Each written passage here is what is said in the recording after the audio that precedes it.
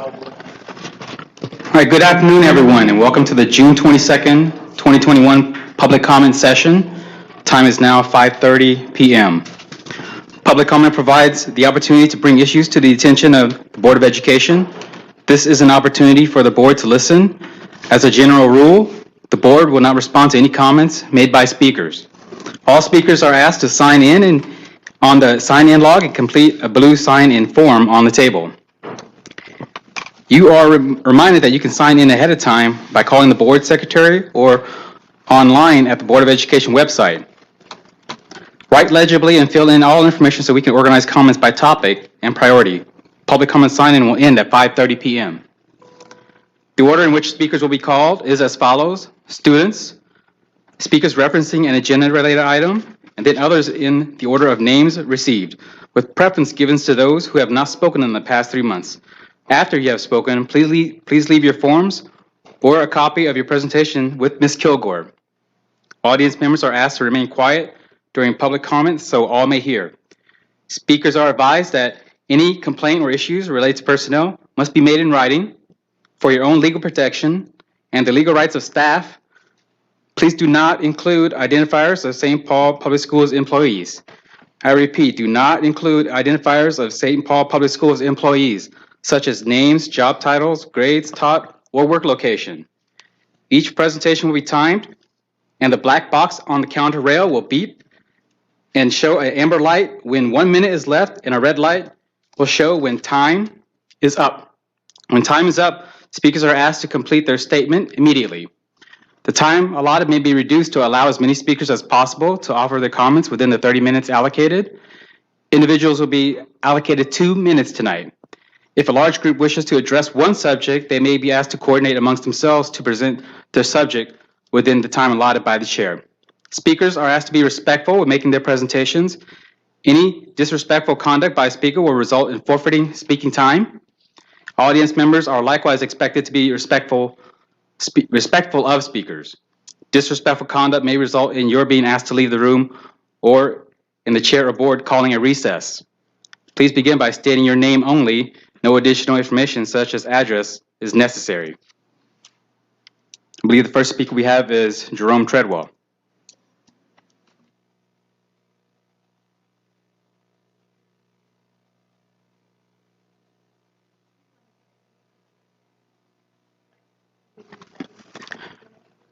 Sure, we can move on to Claire Engelbreston Gilman.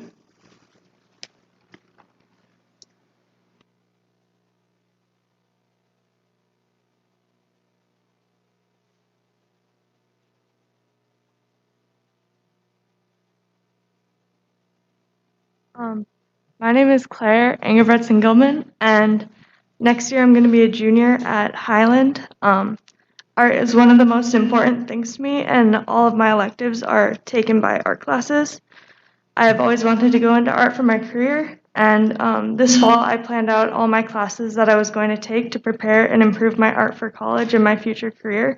But now these classes are not going to be as accessible because we'll only have 2 visual arts teachers, and one of them doesn't teach just art because our yearbook is not an art class.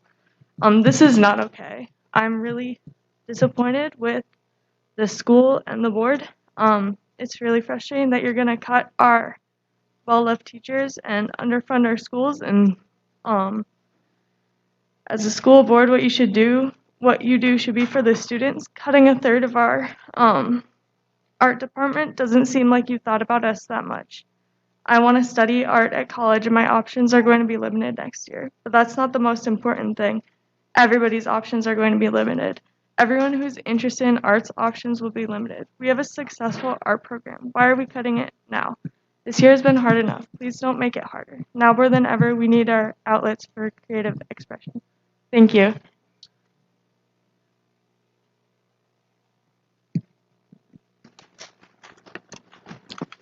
Thank you, Ms. Gilman.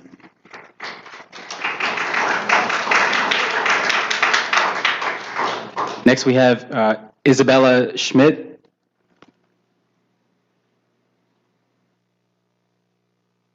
Hi, my name is Isabella Schmidt, and I'd like to start by thanking all of the students who showed up today.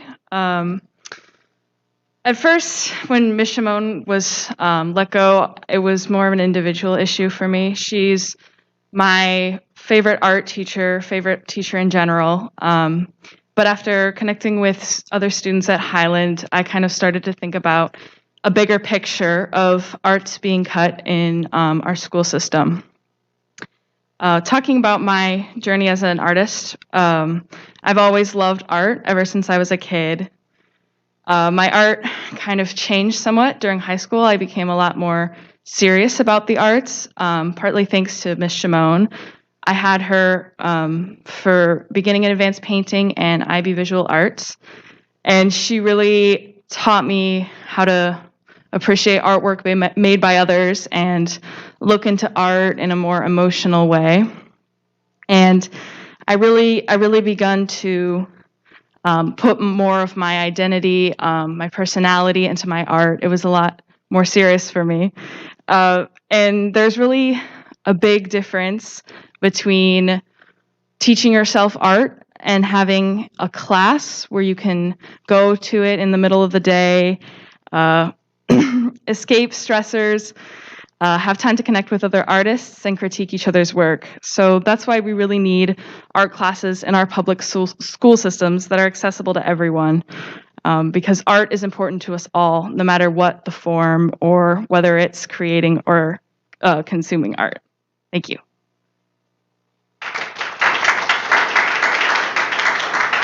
Thank you, Ms. Schmidt. I just want to reemphasize to do not identify employee names, job titles, grades, taught, or work location. I think we can loop around back to Jerome Treadwell.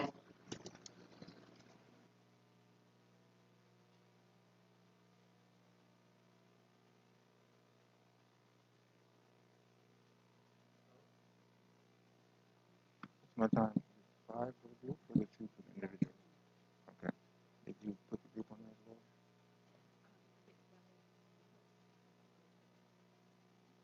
Do you have the place for the list on the list for the group to be going on?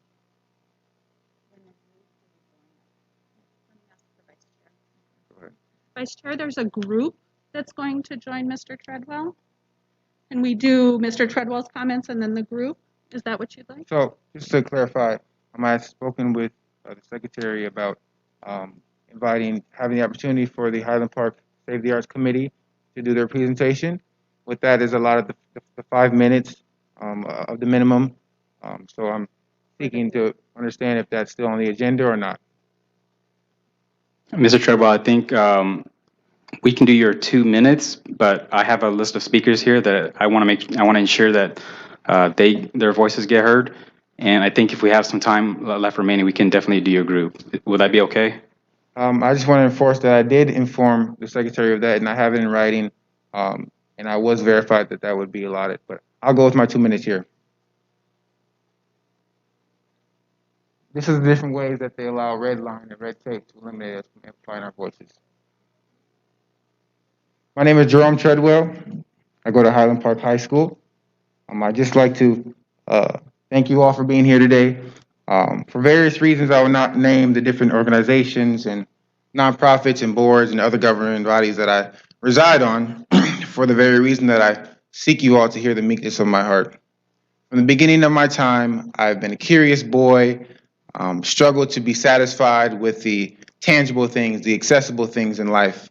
I've always wanted more. I've always wanted to be heard. I've also wanted to engross myself in something new. I found that something to be the arts.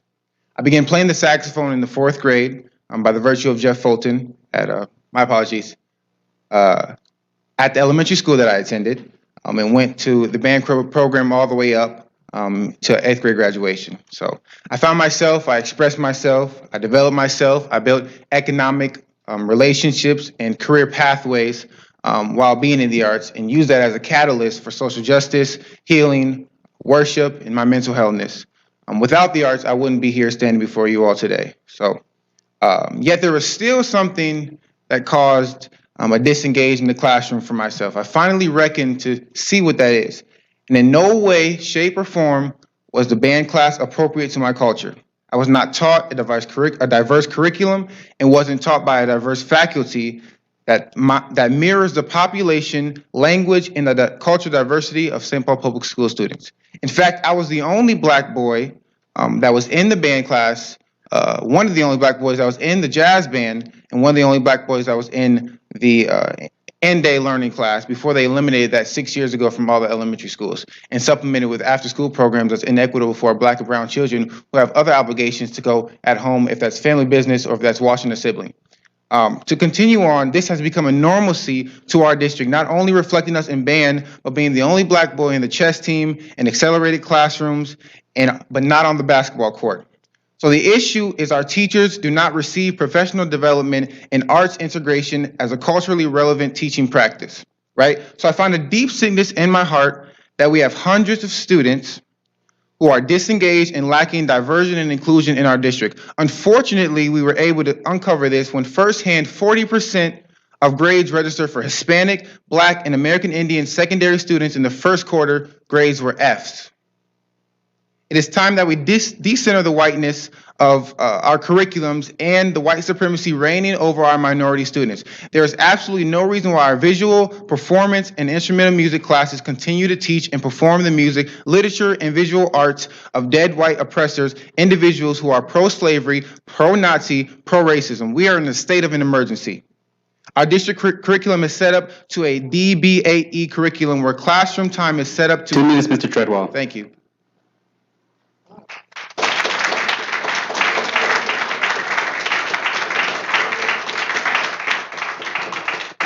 Next, we have Bilal Mato.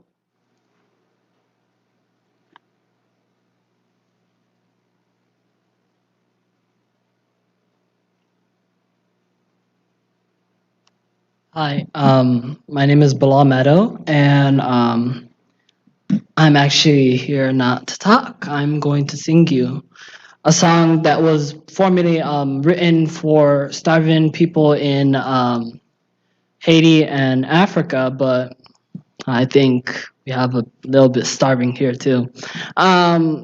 Here I go. There comes a time when we hear a certain call, when the world must come together as one. There are people hurting, and it's time to lend a hand to life, the greatest gift of all. We can't go on pretending day by day that someone somehow will soon make a change.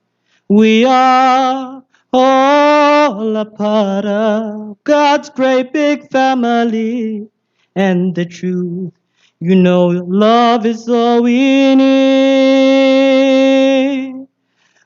We are the world, we are the children, we are the ones to make a brighter day, so let's start giving. There's a choice we're making, we're saving our own lives. It's true, we make a better day, just you and me. Oh, send them your heart, so they know that someone cares, and their lives will be stronger and free, as God has shown us by turning stone to bread. And so we all must lend a 2 minutes, helping Mr. Mato. hand. Thank you. Thank you.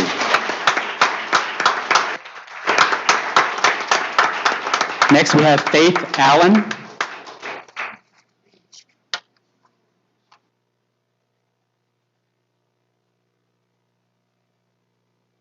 I want to thank you for having me.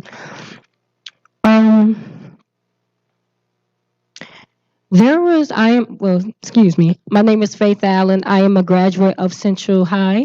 I graduated class of 2020. And what I wanted to say is this: arts is a way of out. When you look at music and when you look at paintings of different people, the way of their out of their current situation or bad situation or bad homes was their art, was singing, was dancing, doing whatever they love. Art. And I believe in St. Paul Public Schools, we need to find, or you guys need to find a way to help students do what they love out. Create opportunities. Just like at Central, they have a studio. I have seen so many young Black men go down there and make songs because there was a way out. I feel like there needs to be more opportunity and more at Harding, at Johnson, and at many different schools that needs to help their way out of things. Art is not only a gift, not only is it a talent, but it's an opportunity to people to make it out of the hood. It's an opportunity for people to make it out of their current situations. When they think of good, when they think of bad, their talent and their arts help them think of good. Poetry.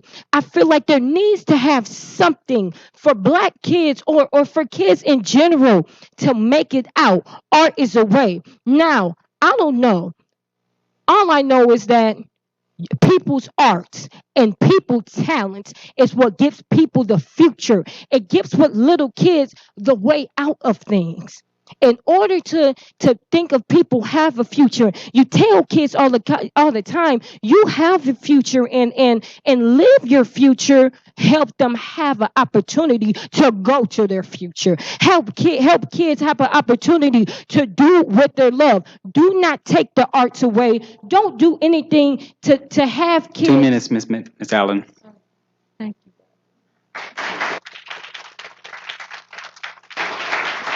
Next, we have Elijah Moen.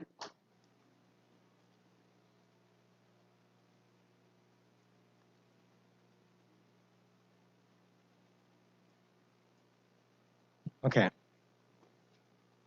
Hello, and my name is Elijah Moen. All I want to say is that art is an expression of someone's humanity. Since the beginning of time, when Homo sapiens have come onto this earth, we have written and drawn on walls, trying to tell stories of where we've been, what we've done. Just trying to express ourselves and give different situations and just feel out things. And it made us feel good. It drove our designs into spears and into paperwork, into architecture. Everything is drawn out. It is thought out and planned. It's all a form of art. Even just the movement of your body in dancing is a form of art. It's an expression of someone's humanity. And it's an expression of someone's position and situation. Easiest example I can think of is Tupac in his song Changes. It tells how things just don't change for him. And he wants change. And he wants it now. And some changes just aren't the greatest. This one I just don't think is the greatest. Morally, it just doesn't stand. I don't understand. I think arts should stay in this school so people can understand their own humanity and their own self. Find their own self and self-actualize so that they can continue forward and not go into a depressive state at an early age because of this repetition and continuation of just going into school and doing the math and sciences and just bogging down over homework at home, even though you should be going outside and probably drawing and maybe talking to your friends and socializing and dancing with music. I don't understand. It doesn't make any moral sense to me. Thank you.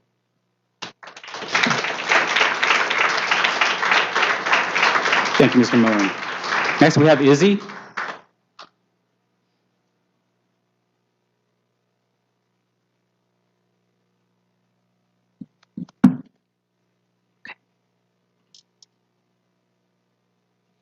Hello and good afternoon to everyone in attendance today.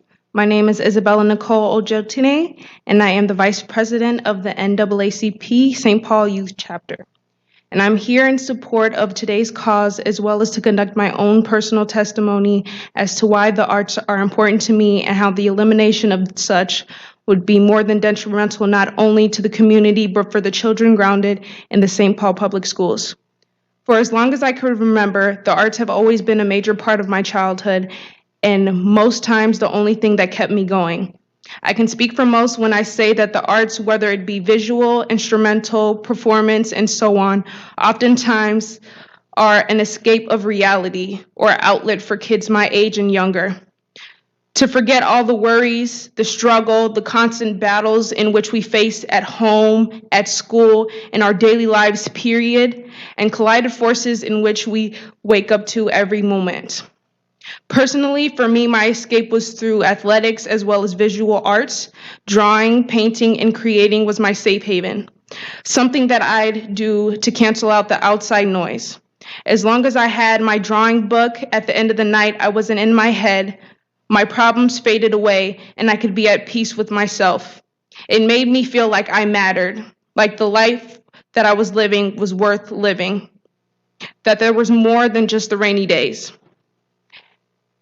A lot of times, young kids don't have a support system. They don't have the one person they can go and talk to, that they can confide in, so they hold all the hurt inside and they let it bottle up until we explode. Through art, we find comfortability, and it's something beautiful that helps us cope with hard times. If we continue to strip and deprive youth, especially Black youth, of this outlet, a lot of kids will suffer at the hands of it.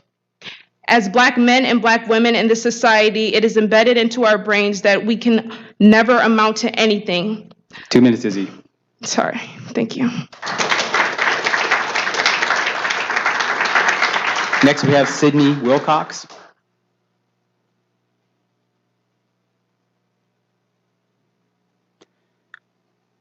We'll try to loop back around to her. Next, we have Nikki Michelke.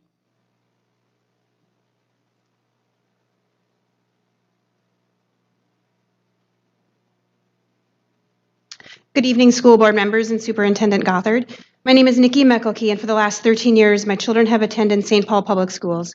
I first want to thank you for your service and leadership, especially during this last difficult pandemic year. My oldest daughter is a 21 graduate of Highland Park Senior High, and I know she's well prepared for the future thanks to many hardworking and caring individuals in our district. As a former Horace Mann School PTA board member and co-president, I'm here today to advocate for a fully funded and robust arts education curriculum for all of our students. My children were lucky enough to attend a school where band, music, and art were a priority thanks to the advocacy and fundraising efforts of our students and families. For 5 years, I was a direct part of the PTA budget process. We funded arts education programs like vocal music, instrumental lessons, various music or art residencies for kindergarten through 3rd grade, and art adventure for all students. But I'm not here to boast about that. I'm here to talk about the inequity this has created. Why should schools like Capitol Hill and Horace Mann have access to programs because we happen to have parents who are able and willing to pay for it? Why should students have to attend a school across town for such basic and rightful educational practices? When you don't appropriately fund the programs that most matter to students, it actually pits schools against each other as we fight to enroll the most students so teachers don't have to get cut. I'm here to stand up for all students in our district, particularly those on the east side of St. Paul, whose band, art, and choir programs have been slashed in recent years. Since elementary band has been moved to EDL, it is not accessible to students who don't have transportation or have other obligations at home. When you replace licensed teachers with hourly contract work, these positions are hard to fill, and there's a little sense of community as teachers tend to come and go. When PTAs have to employ people, it creates awkwardness between principals, teachers, and parents. For example, as PTA co-president, I found myself drawing up yearly contracts and conducting performance reviews. No parent should have to do this, yet we do because we know it's what our parents and students demand and deserve. In conclusion, I'm just asking that a portion of our federal COVID relief funds are used to begin the important process of restoring the arts. Thank you very much. Next, we have Adrienne Johnson.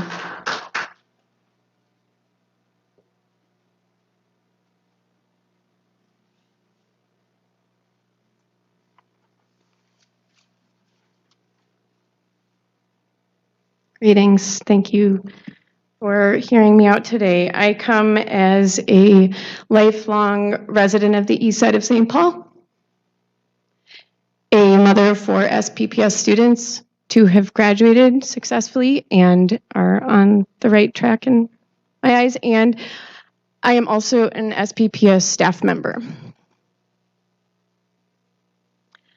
I am am here because over the last 14 months, I have learned a lot about my whiteness and about being anti-racist and being silent.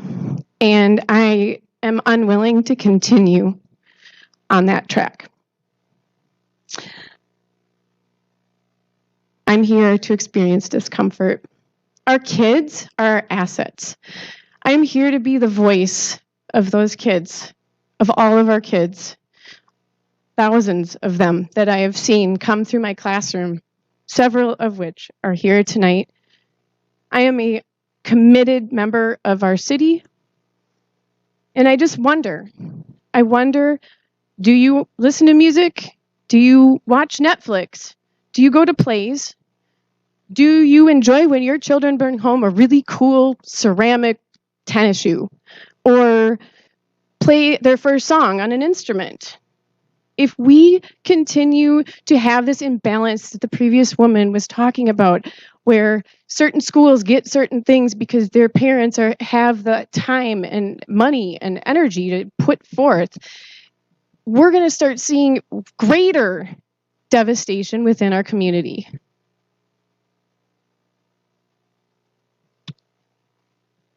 Taking away arts funds from kids who would otherwise not have access to it because of socioeconomic situations limits the possibility of who they become and restricts their potential.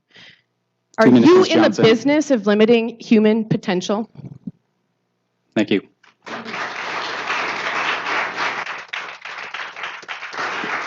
Next, we have Jennifer Grupner.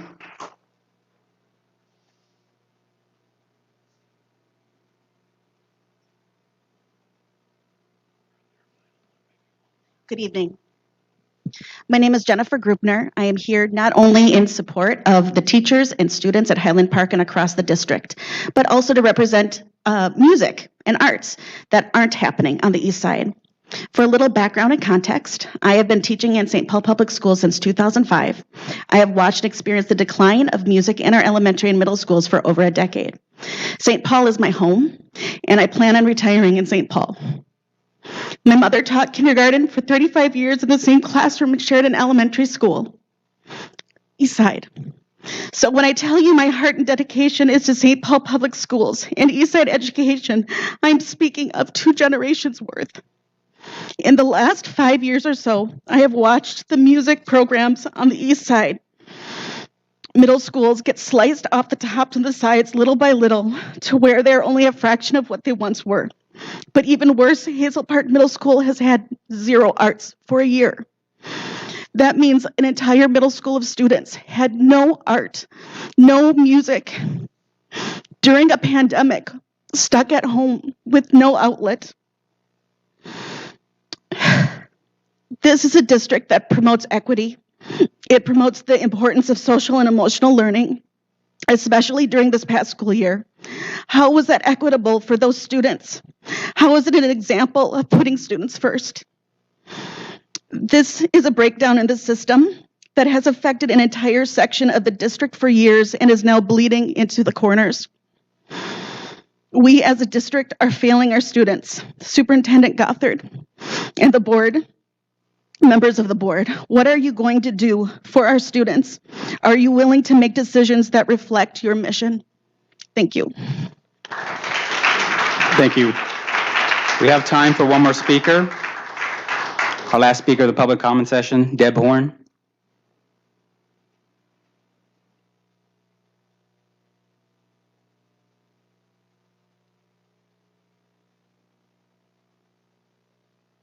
Good evening. My name is Deb Horn. I am a proud SPPS parent of 4 children, all of whom have gone through the East Side public schools. My kids have been involved in band and orchestra and choirs since the first times that they could. I've watched the programs dwindle at the elementary level as a parent who came back year after year to volunteer even after my kids were gone. I watched the program shrinking. I've seen the trickle-down effect that has then affected our middle school and watched an orchestra program dwindle away to almost nothing from a program that had been robust and strong. And now my kids are telling me the exact same thing in the high school level. They're seeing less and less kids because what we've done is we've pushed it out of our elementaries. We've pushed it away from the availability that we so strongly gave to our families for so long. Our kids are suffering over the fact that we are not supporting the needs of all of the students. What about the children for whom athletics is not their priority? What about the children for whom they don't have the opportunity to go out into community-based programs to access the choirs, the bands? They're available. We all know that. We live in the metro. My oldest son can participate in a community choir. It doesn't come without an extreme cost. And those are not available to every child in the Twin Cities. One of our biggest prides in St. Paul was that we reached all of our kids. They all had the opportunity. At some point, we need to bring that opportunity back and equalize the playing field for all of our kids again. Let's get rid of the social economical status. Let's quit assuming that all kids are into sports. Let's bring back the arts to where they should be. Thank you, Ms. Horn. This concludes our public comment session. As a reminder, the regular meeting of the board will start at 6:05 p.m.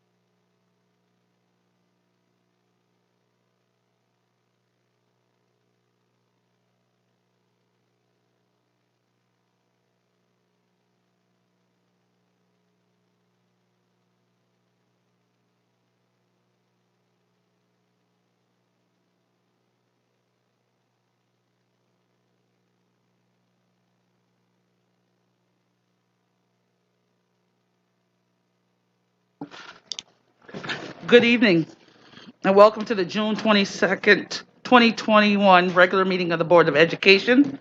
The time is now 6:05 p.m. We will now move to our roll call provided by our Board Secretary, Ms. Sarah Dalkey. I'd also like to note that Director Ellis is absent from this meeting this evening. Director Kopp, Here. Director Carrillo, Here. Director Ellis is absent, Director Foster, Here. Director Broderick, Here. Director Vu, Here. and Director Allen. Here. I'd also acknowledge members of administration as well. We don't do that anymore. Only virtual. Switching the gears, getting back into what we're doing. As a reminder, the public comment is now available in person prior to each regular board meeting of the Board of Education. Public comment will begin at 5:30 p.m. and the regular meeting will begin at 6:05 p.m. Members wishing to speak may visit the public comment section of the Board of Education website for more information. Next, I'd like to move to approve the order of the main agenda with one change, board members, to add the board's renewal of the COVID resolution and vote to renew, amend, or rescind to be discussed immediately following the superintendent's report. Do I have a second? Second. Thank you. That motion was seconded by Vice Chair Vu. Vote, please. Director Kopp, Yes. Director Carrillo, Yes. Director Foster, Yes. Director Broderick, Yes. Director Vu, Yes. and Director Allen. Yes. Thank you. Motion passes 6-0. Next on the agenda is recognitions. I'll turn it over to Superintendent Gothard. Thank you very much, Chair Foster, members of the board. Great to be back in person for our regular Board of Education meeting. Tonight we're going to recognize a number of our departments and employees from our community for their great work, and especially, obviously, during this past year. And I'm going to begin before I turn it over to my colleagues. Tonight I'm going to share a reflection from our Division of Schools. Last Wednesday, we had the opportunity to celebrate our leaders and the amazing work they have performed this year in continued service to our staff, students, families, and broader communities. This year has challenged our leaders like no other, and I'm so proud of how they responded. Not only with quick action, pivoting their sites and programs throughout the year, but they also modeled empathy and compassion on a daily basis. I'm so thankful for how our leaders continue to engage their school communities until the last day and into the first day of summer learning. This year brought the need for unprecedented problem solving, critical thinking, and selfless action, and I'm proud of the work they did each day. Leadership matters, and our administrators rose to the challenge. Communication has always been critical in supporting sites, students, and families. We prioritize communication in our Safe Learning Plan to inform staff and ensure that families receive accurate and pertinent information throughout the school year. Our leaders and teachers were able to ramp up their communication to daily conversations regarding mask wearing, PPE, and other COVID-related topics. From town hall to pop-up meetings, we stayed connected to share information, gather feedback and insights in order for our leaders to adjust. We saw an increase in staff support from ensuring teachers have the necessary and appropriate safety equipment to pre-plan lessons. The technology professional development available to teachers was unprecedented. More importantly, our teachers took risks that they never imagined and pushed themselves professionally, like never before. Even though the school year was challenging at times, we supported each other and our leaders marched on and accomplished what was asked of them. Thank you again to our leaders for their flexibility, leadership, and patience during this very unique school year. Thank you, Superintendent. And I would like to continue on with the recognition of our staff and our employees this year who deserved an additional amount of thanks and appreciation. And I am Jackie Turner, Chief Operations Officer, so I support the operations areas of the district. And while I think all the operational areas of the district did a phenomenal job this last year, I'd like to especially bring a couple of the areas that I support to the forefront and especially thank them. And I'd like to start with our Community Education Department Director, Anthony Walker, better known as Tony, has done a phenomenal job with he and his team with stepping in. We may not remember, but not too long ago we were in the middle of a strike, and that team came right up and provided childcare for our families, provided a safe place for our students to attend school in the midst of that strike. And we immediately went into the pandemic where families were dependent on us for childcare. And they stepped up with essential childcare for our healthcare workers, as well as our staff. And I really wanted to thank that team for doing what they needed to do just to get the job done. We had a number of our staff working in positions that they normally weren't used to working in, working with children that they normally weren't used to working with that age of a child, and they just stepped up and got what was needed done. I also would like to thank the amazing teachers and staff of our adult basic education program, as well as our ECFE, who took a program that is steeped in relationships and being in person and transferred that into a wonderful program that was virtual this last year. We heard phenomenal comments from families about their experience. Even though the class was virtual, they still received that connection with the staff. So again, I just want to thank the Community Ed Department for their flexibility and adaptiveness over this last year. And I'd also like to bring special attention to Director Lori Olson, who was in the room, but she's out doing her role, her job with protecting. She's the director of our Safety, Security, and Emergency Management Department. This department did not miss a beat during the pandemic. While a number of us were working remotely at home, her and her staff were still physically in and around the community in the buildings to make sure that they were secure. They assisted with delivering food during the pandemic, also during the community's unrest, and a number of things that we experienced as a community over the last year. And during all of that, still continued on with the plan and the direction to continue to support our schools by implementing the school safety spectrum that some of you may remember, where we were no longer are contracting with our St. Paul Police Department. We have installated and created our own department of safety school liaisons. And in the midst of this, Lori has, with her team, has been able to hire 15 people, get them trained, get them started, and they actually started when school started about 6 weeks ago. And so I especially wanted to thank those two directors, both Tony Walker as well as Lori Olson, for their work in making the operational team shine. Thank you, Lori, for your great work. And I'd like to now turn it over to Chief Wilcox Harris for her recognitions.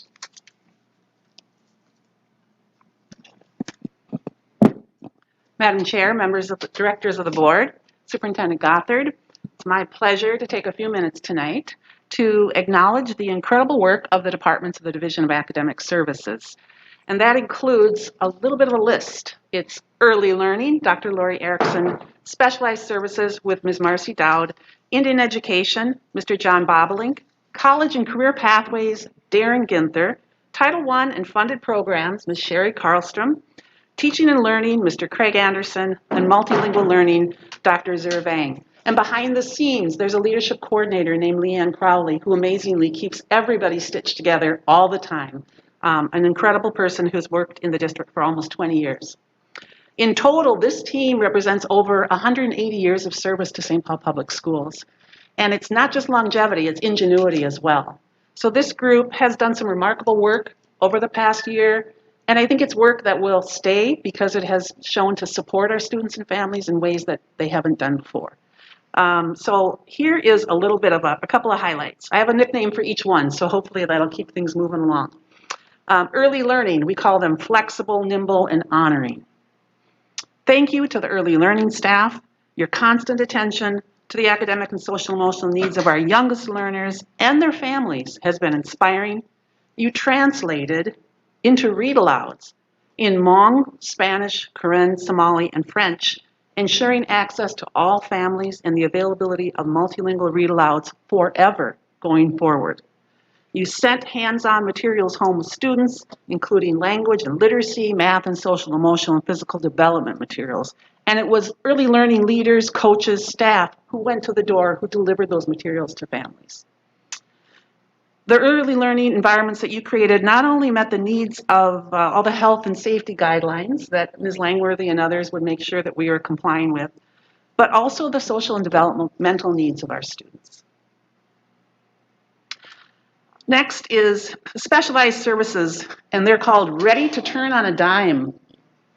As a department, you pivoted, love that word, that's a new part of our vocabulary, to virtual specialized instruction, providing the needed professional development for special educators on how to provide virtual special education services. It was up to you to be ready for every change in the learning model, in-person, virtual, hybrid, the academic support model, and the secondary in-person, and all the due process guidance that was necessary to go with that. And all of you were hands on deck as special ed leads and coaches and teachers assisted to provide direct services, cover the quarantine needs of classrooms, cover leaves, complete special education paperwork, special education evaluations. A year ago, October, you set up in-person special education evaluations that continued throughout the summer, resulting in over 600 completed assessments at the testing centers that you created. And who came back first in the hybrid model in October? 4 specialized sites: Bridgeview, River East, Journeys, and Focus Beyond. 4 schools that came back first. Then there's the Health and Wellness Office within specialized services. Mary Langworthy and her team. You led the guidance, procedures, professional development around COVID for staff, families, and students. You developed COVID safety protocols from hand washing to PPE, new vernacular, to lunchroom, employee handbooks, family handbooks, administrator's guide to reopening. And you collaborated and actually contributed to Ramsey County, Minnesota Department of Health, Minnesota Department of Education, and school districts, providing guidance, communications, saliva testing, vaccinations for students and staff. In short, you were ground zero for all things COVID, and you continue to be instrumental in providing timely and accurate data to support our students, our staff, and our families. Indian education programs, recognizing colonization within our school, district, and indigenizing our systems to improve educational outcomes. You secured a NAL grant, a Native American language grant, during this very challenging time to ensure that we can support and preserve Native American language. And now we proudly offer in St. Paul schools 2 distinct Native language tracks, pre-K through 12. You also provided all of the cultural events in a virtual format. You hosted the Native American College Fair, the Fall Drum Blessing. You recognized Indigenous Peoples Day virtually. And because of you, we built a collaboration with St. Paul College, McEasy Communications, Right Track, and the American Indian Families Center to offer students support to transition from the last year of high school to the first year of college.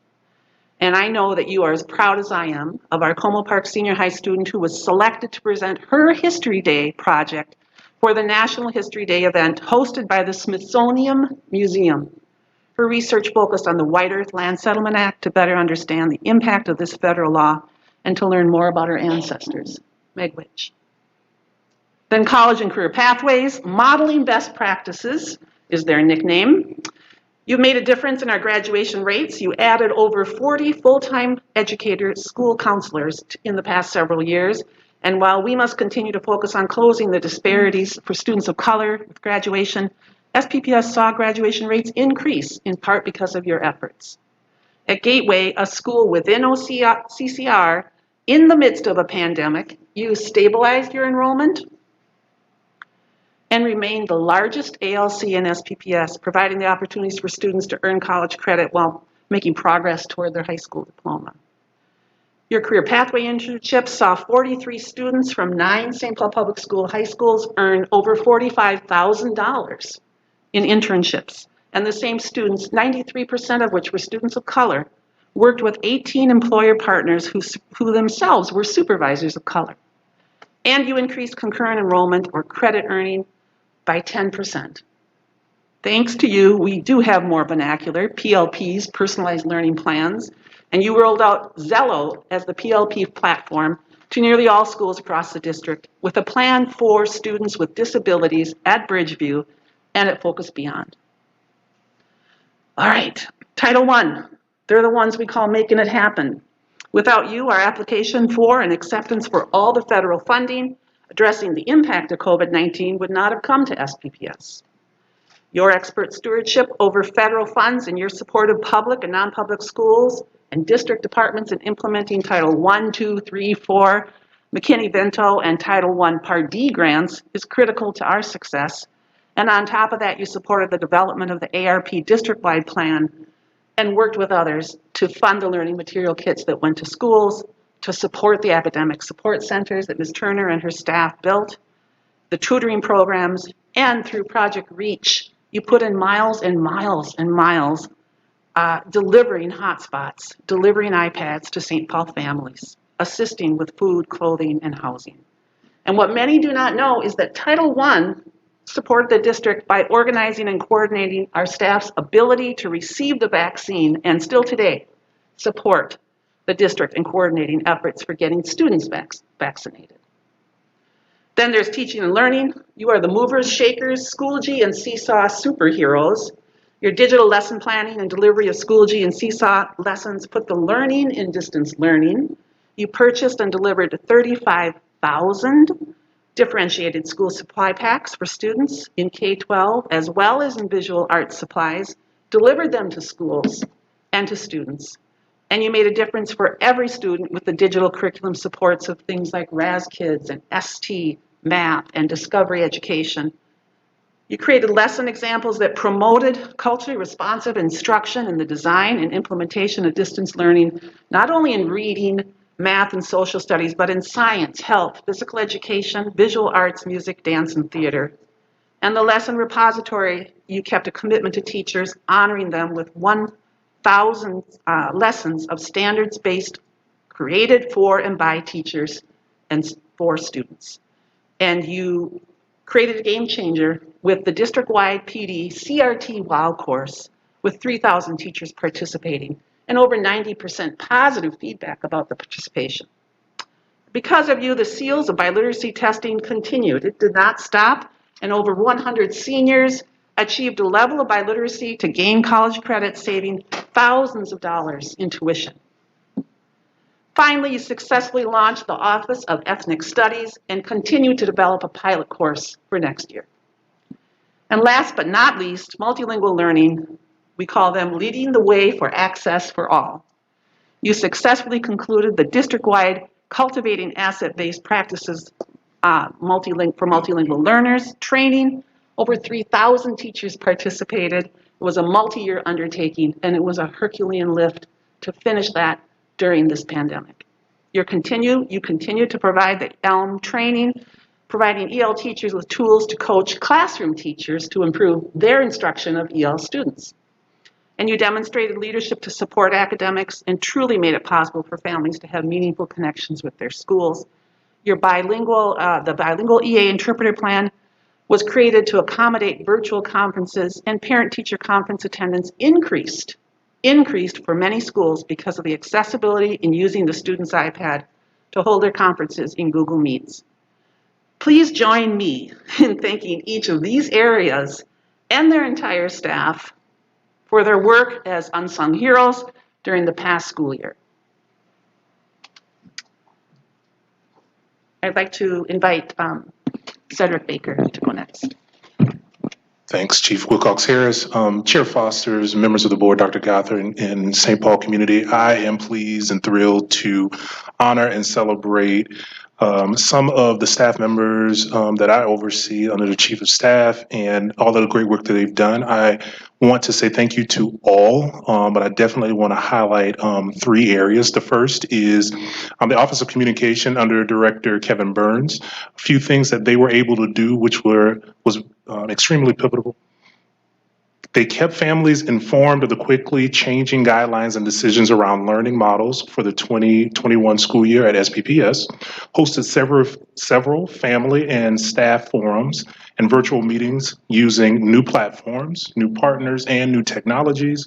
And lastly, ensured important information for families was translated and communicated in their home language in a timely manner, which was extremely important to the Office of Communications, and something sometimes that I think we take lightly, but equitably is the right thing to do. So thank you so much to the Office of Communication. Next is the Office of Family Engagement and Community Partnership under the direction of Director Heather Kilgore. Just a few things that they did. Designed and implemented a district parent helpline to help families, financiers, resources, and support during the pandemic. Created new virtual outreach opportunities to make district information easily available to families, including multilingual media, text message groups, and new communication partners. And then lastly, supported partners to learn and have access to SPPS distance learning systems so they could continue supporting students and educators. So thank you so much to Office of Family Engagement and Community Partnerships under Director Kilgore. And last, definitely not least, human resources. They did a lot this year. So thank you so much. Under the direction of Executive Director Kenyatta McCarty, the entire HR team shifted priorities to meet the ever-changing needs of the organization during the pandemic on a dime. They did it on a dime. And this is very important because I'll speak as I'm back home. You don't mess with people money. And I felt like they really did a really good job in ensuring that people got paid. So thank you so much. Just a few things. Seamless transition to electronic pay timesheets, which we are extremely grateful for. Those that are staff members know what I'm talking about. So thank you so much. Supporting leaves and staff accommodations. And just to give you context, this was an increased workload of 1,000%. Remote virtual interview process for hiring departments. Again, they did that. We were not doing that, and they changed. Successfully administered 3 open enrollment benefits events virtually. So just to give you some insight into this, the benefits team launched PEEP, Health Partners, and retiree open enrollment events with little to no disruption to our employees. They maintained effective communication throughout and had a hand in high completion rates of active enrollment this year. And so, of course, to all staff, thank you to our HR staff members and all of your hard work. We completely appreciate you. We know that a lot of these departments, when things aren't going right, you hear about it. So we want to say something when things are going right. So thank you so much for all your hard work this last year during the pandemic. And now I will turn it over to Dr. Stacy Greachea. Madam Chair, members of the board, Superintendent Gothard, I am extremely honored and fortunate to be the Director of Research Evaluation and Assessment. It is a department of 17 people. You see our name often, but you don't see the people very often. Very much like research people, we are a department of 17 introverts who work a lot behind the scenes, but I can't say enough about the group of people that make up REA. We are 3 departments, information management, assessment, and evaluation, and every single person in our department had to do all of the work that they've always done, and it changed tremendously overnight.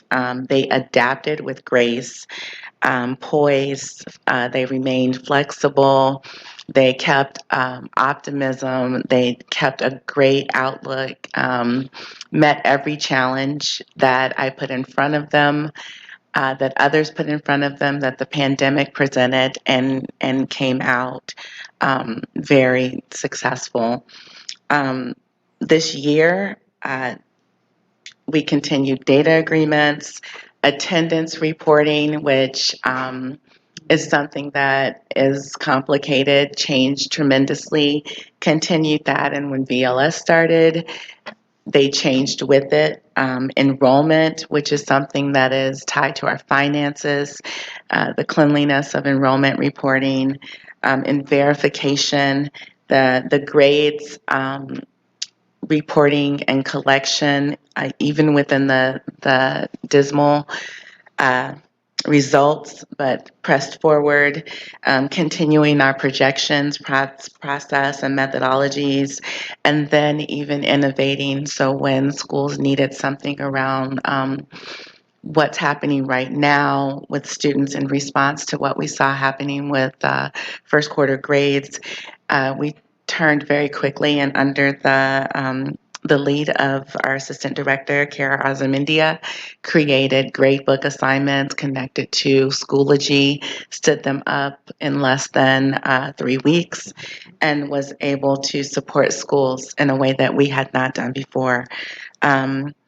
Our assessment team had, which is a small team of 2 people, one of them started in December and took on the tremendous challenge of immediately coordinating an ACT assessment administration in the middle of a pandemic when we were not sure if we were going to have it or not.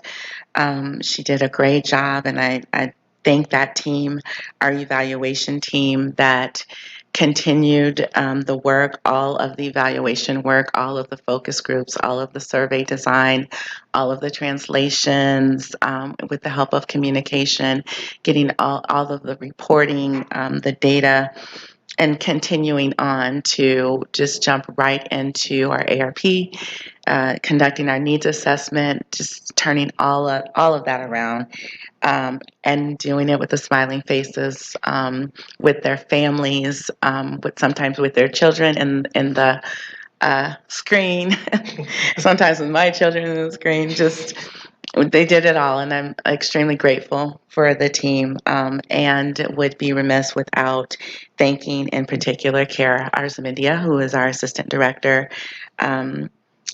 She is a wonderful person to work with, extremely talented, and I can't say enough about this REA team. So thank you for the opportunity to recognize them and to shout them out tonight. And I'll turn it over to Chief Marie Schruel. Thank you, Stacy. Chair Foster, members of the board, Superintendent Gothard. It is my honor to recognize the finance team tonight. Finance team members have been working in person and remotely since last March, supporting operations, whether it was driving to the post office to collect mail, meeting a school employee to collect a deposit, making an additional trip to 360 to process another check run, procuring technology, or changing enrollment records for students. I'm going to highlight some of the different areas that our team works in by the numbers, since I'm a numbers person. So our budget area, $908 million for 35,000 students, a 12-month detailed coordination of resource allocation, 116,000 individual budget code lines, our second year of priority-based budgeting, of which both budget rollout years have been during COVID-19. Our second year of virtual budget fairs for schools. School meetings, Jean, thank you. 80-page budget book, Jim leading the effort. Our MARS team for student reporting handled an additional 36,000 enrollments this year for distance learning and essential child care sites. 115,000 is the normal enrollment records in a year. Reported nearly 30,000 students to the Pandemic Electronic Benefit Transfer, known as PEBT portal for our families, and guided our leadership team through scenarios and state reporting as things continued to change. Our purchasing and contracts team, 2,900 purchase orders, nonstop support during COVID, keeping bids, contracts, and requests for proposals moving. Assets and inventory, Jim and Kim, going out to the non-public schools, doing their inventory, maintaining all of our district's records. Our federal COVID-19 funding, Mary Hartzheim, our brand-new accountant, managing that CARES Act funding of $34.6 million initially, then adding another $299 million of ESSER 2 and 3. Grants management, managing grants and reporting, along with additional COVID-19 funding from other sources. Our accounting team, budgets, projections, fiscal year end, support to schools and programs, grants, title programs, reconciling our payroll ledgers, multiple federal and state reviews, 15,000 accounting and budget journals. Our HR finance information systems, providing PeopleSoft and Hyperion system support for HR, finance, and budget. We're all cloud-based. PeopleSoft 9.2 implementation is underway. Accounts payable, 91,000 invoices, 22,000 P-card transactions, processing checks on site. Accounts receivable, managing daily cash flow, including deposits, wires, bonds, investments, billing, and vendor and payroll checks. Our audit, bonds, and our levy. Our fiscal year 20 audit was completed on time, no major findings. Bond ratings remained stable during COVID with strong fiscal management noted by our bond agencies. Over $12 million in bond refundings for the past 5 years. And to our special temporary staff, our retirees, our student interns, and our temps, thank you, Soon and Rosie, for your time and effort reporting, your office manual, your training our new staff, and working with community ed. And doing this work as part of a team effort, with each member giving back to the SPPS community, many of whom are residents, former alumni, or parents of students in St. Paul Public Schools. So I would like to ask all of our finance team who is present here tonight to stand.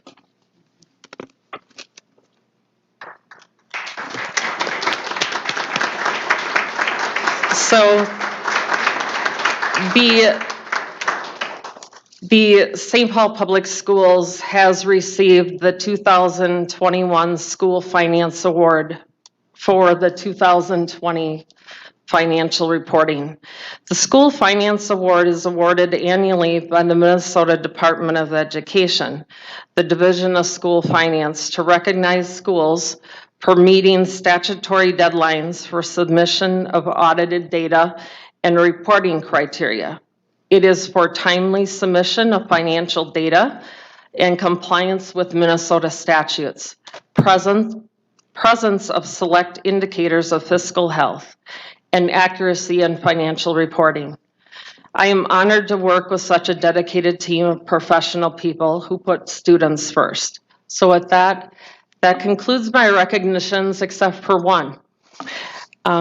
This will be Jim Ingen's last board meeting in which he sits up there with me and does the budget. Jim is retiring from St. Paul Public Schools after 22 years, 10 with the finance department. So Jim, thank you for all your service to our department and to St. Paul Public Schools.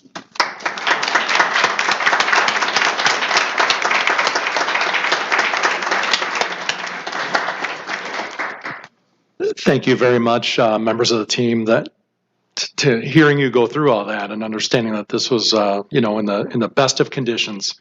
It's a lot of work to coordinate. It's a lot of teammates to rely on, and we did it against great odds. And just hearing you recall everything that we continue to do and the pivots, as Kate mentioned. Thank you to all of you, and thank you to all of you as well. Who are out there as members of the departments that were highlighted tonight. Great job to all. To close with, and I guess we're going to stand and acknowledge everyone. Thank you, Chair.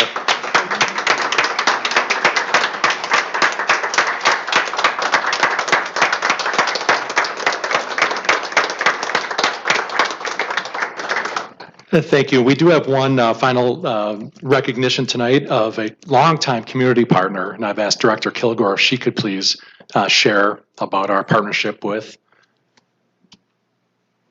I don't think Ms. Taylor is here. Unfortunately, I think Chris was unable to join us, but Lisa Maloney-Vins is, I believe, with us. Do you want to come up and say anything, or do you want to? I mean, it's up to you. No pressure. Okay, let me toot your horn first. All right. Madam Chair, members of the board, Dr. Gothard, it's my great pleasure tonight to honor, recognize, and thank the Ecolab Foundation for their longtime support of the school district.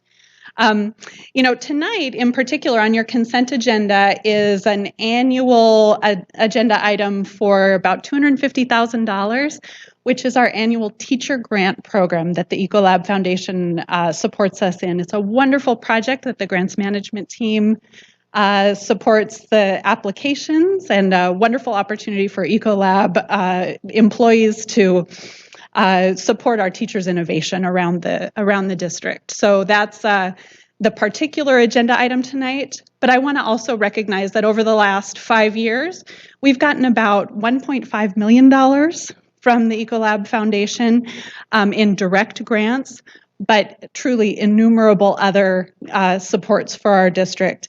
And in fact, Vice President Chris Taylor, who wasn't able to be with us tonight and leads the foundation, she left a very cryptic email about a semi-load of hand sanitizer.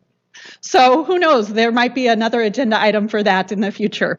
So Lisa, you're welcome to come up and receive some recognition and love from us.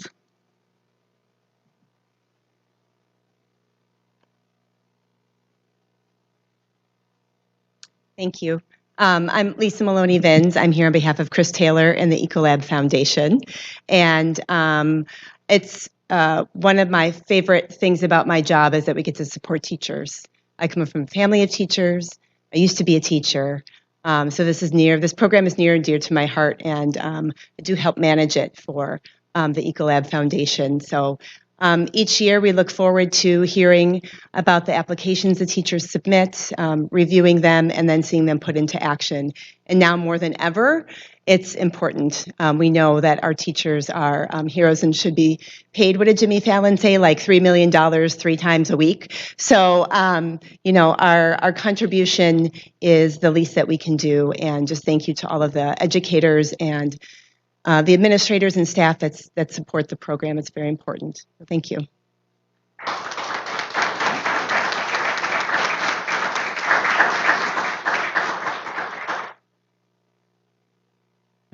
Chair Foster, that concludes our recognitions. Thank you. In gratitude, we will move on. Next, I'd like to move to approve the order of the consent agenda with these items being pulled for separate consideration. E10, the voluntary benefits with Securian. Do I have a second? Second. Thank you. That motion was second, Director Allen. Motion was seconded by Director Allen. Vote, please. Director Cobb? Yes. Director Carrillo? Yes. Director Foster? Yes. Director Broderick? Yes. Director Vu? Yes. And Director Allen? Yes. And that motion passes with a 6-0 vote. Thank you. That motion passes unanimously. Next, I'd like to move on to approve the minutes of these meetings. The minutes of the regular meeting of the Board of Education, May 18, 2021. Minutes of the special meeting of the Board of Education of June 1st, 2021. Minutes of the special meeting of the Board of Education, June 15, 2021. Do I have a second? Second. Thank you. That motion was seconded by Vice Chair Vu. Vote, please. Director Cobb? Yes. Director Carrillo? Yes. Director Foster? Yes. Director Broderick? Yes. Director Vu? Yes. And Director Allen? Yes. And that vote was 6 yeses, 0 noes. Thank you. Motion passes unanimously. Next on the agenda is the committee of reports, and we will begin with the report from the June 15th committee of the board meeting, and I'll turn that over to Vice Chair Vu. Thank you, Chair Foster. At the Committee of the Board meeting on June 15, 2021, Superintendent Gothard welcomed everyone and provided an update on the graduation ceremonies and congratulated the historic class of 2021. He then provided a brief update on the resolution in response to COVID-19 pandemic in order to provide flexibility for the district. Due to the downward trend in case numbers, it was his recommendation that it will be not necessary to renew this resolution. He also shared a brief update on the work around critical ethnic studies in SPPS and details on the development and program. Groups within the Equity Committee then presented their identified inequities within SPPS, recommendations and requests for further information. Next steps for the committee and its charter were also shared. This presentation sparked robust discussion from the board, including requests for further information on the next iteration and steps for the committee. Support needed from the board, ongoing work into the next school year, appreciation for open-ended questions, for surveys and discussions, appreciation for calling out on the identified inequities, engagement of student voice, and gained experience that will help guide the next cohort of the Equity Committee members. Next, the fiscal year 22 budget was presented.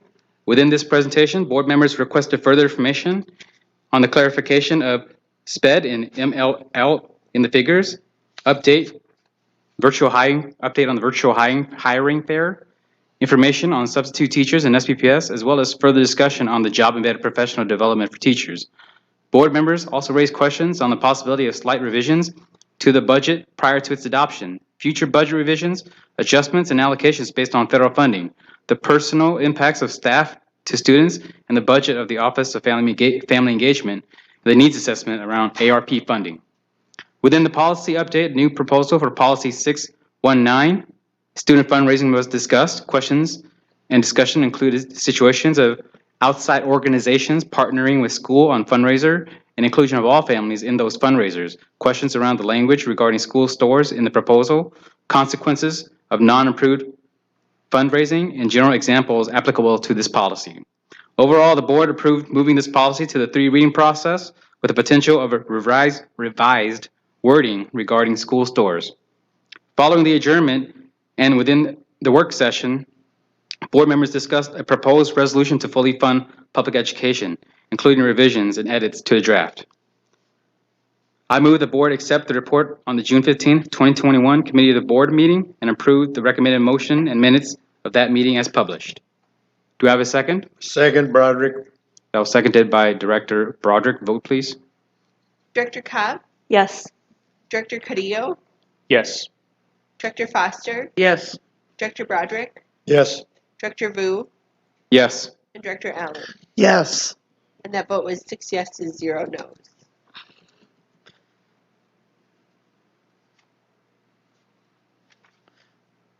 Motion passes unanimously. Next, we will move on to our superintendent report, and I'll turn it over to you, Superintendent Gothard, to introduce tonight's report. Thank you very much, Chair Foster, members of the board. Tonight I have 2 just general announcements that I'm going to make and then 2 items that require your action. The first is we're excited to be hosting vaccine clinics at Gordon Parks, Harding Senior, and Washington Tech this summer for our students, their families, and St. Paul community members. The clinics at Harding and Washington Tech start this week in partnership with Ramsey County and the Minnesota Department of Health. Gordon Parks is accepting walk-ins at the school's Health Start Clinic on Mondays and Fridays. Our SPPS vaccine website has more information, including hours and registration, and you can find that link at spps.org/COVID vaccine, all one word. Second update I'd like to share with you is it pertains to our American Rescue Plan family forums and staff surveys. Families, our Research Evaluation and Assessment Office and Office of Family Engagement began a series of virtual family forums last week as part of our needs assessment work. This is a requirement. Some meetings are being held in conjunction with Parent Advisory Committee meetings, Karen and American Indian, and one meeting was dedicated to families with children in special education. There were also meetings in Somali, Spanish, and Hmong, in addition to 2 general family meetings held in English. There is an online forum for families who cannot attend. As of last Friday, we have received over 100 responses in the first few days. Meeting links and copies of the presentations are available on our website, SPPS Family Forums. Staff and partners, surveys have been sent to subsets of SPPS staff and community partners. This week will include transportation, nutrition, custodial, community education, and security staff. Educators, school administrators, and department leaders received surveys earlier in June. So that is it for my quick informational updates. Board members, I can take any questions that you might have at this time or move on. Any questions?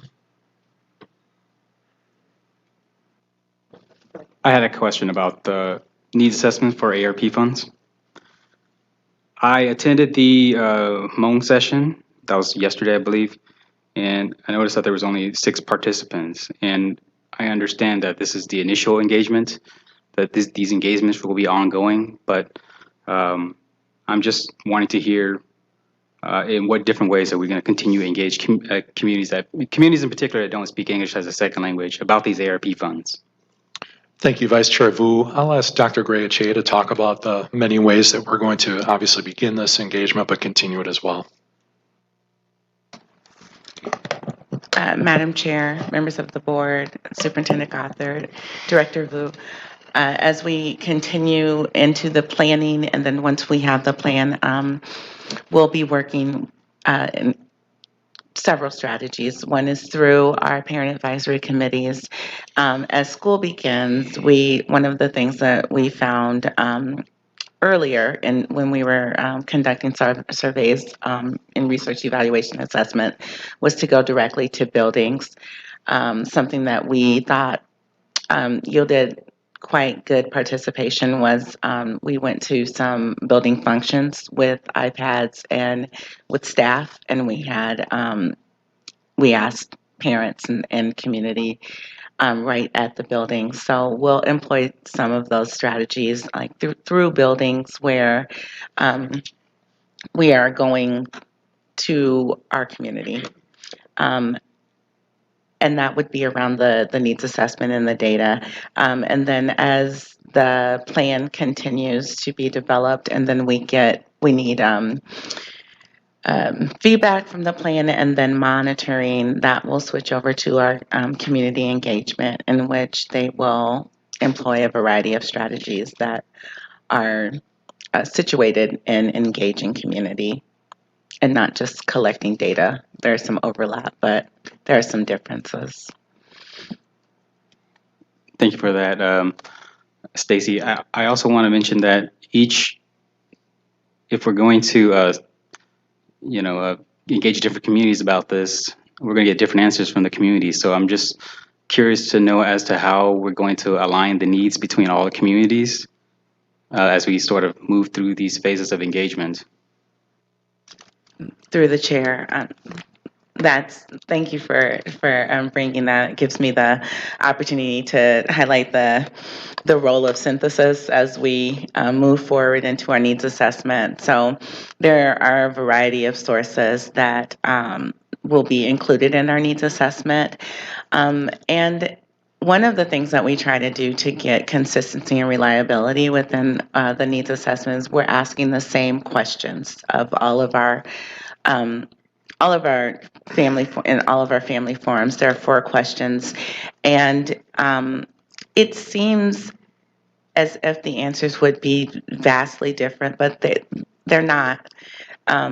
What we're finding is that in general, all families are wanting safety for their children.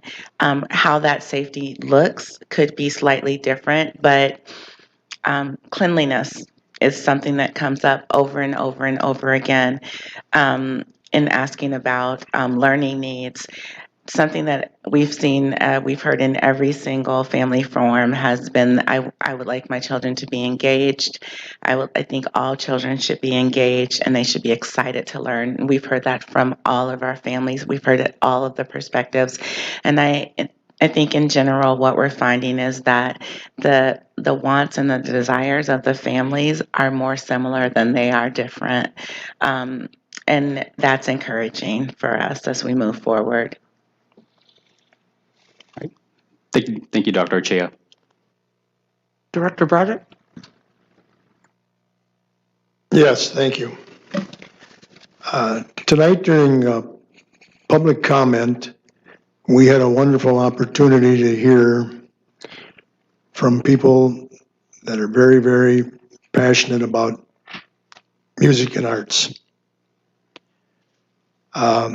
I knew that the public comment was coming tonight, and I have been in contact and communication and had some great conversations with members of the Save Our Arts Committee from Highland Park High School.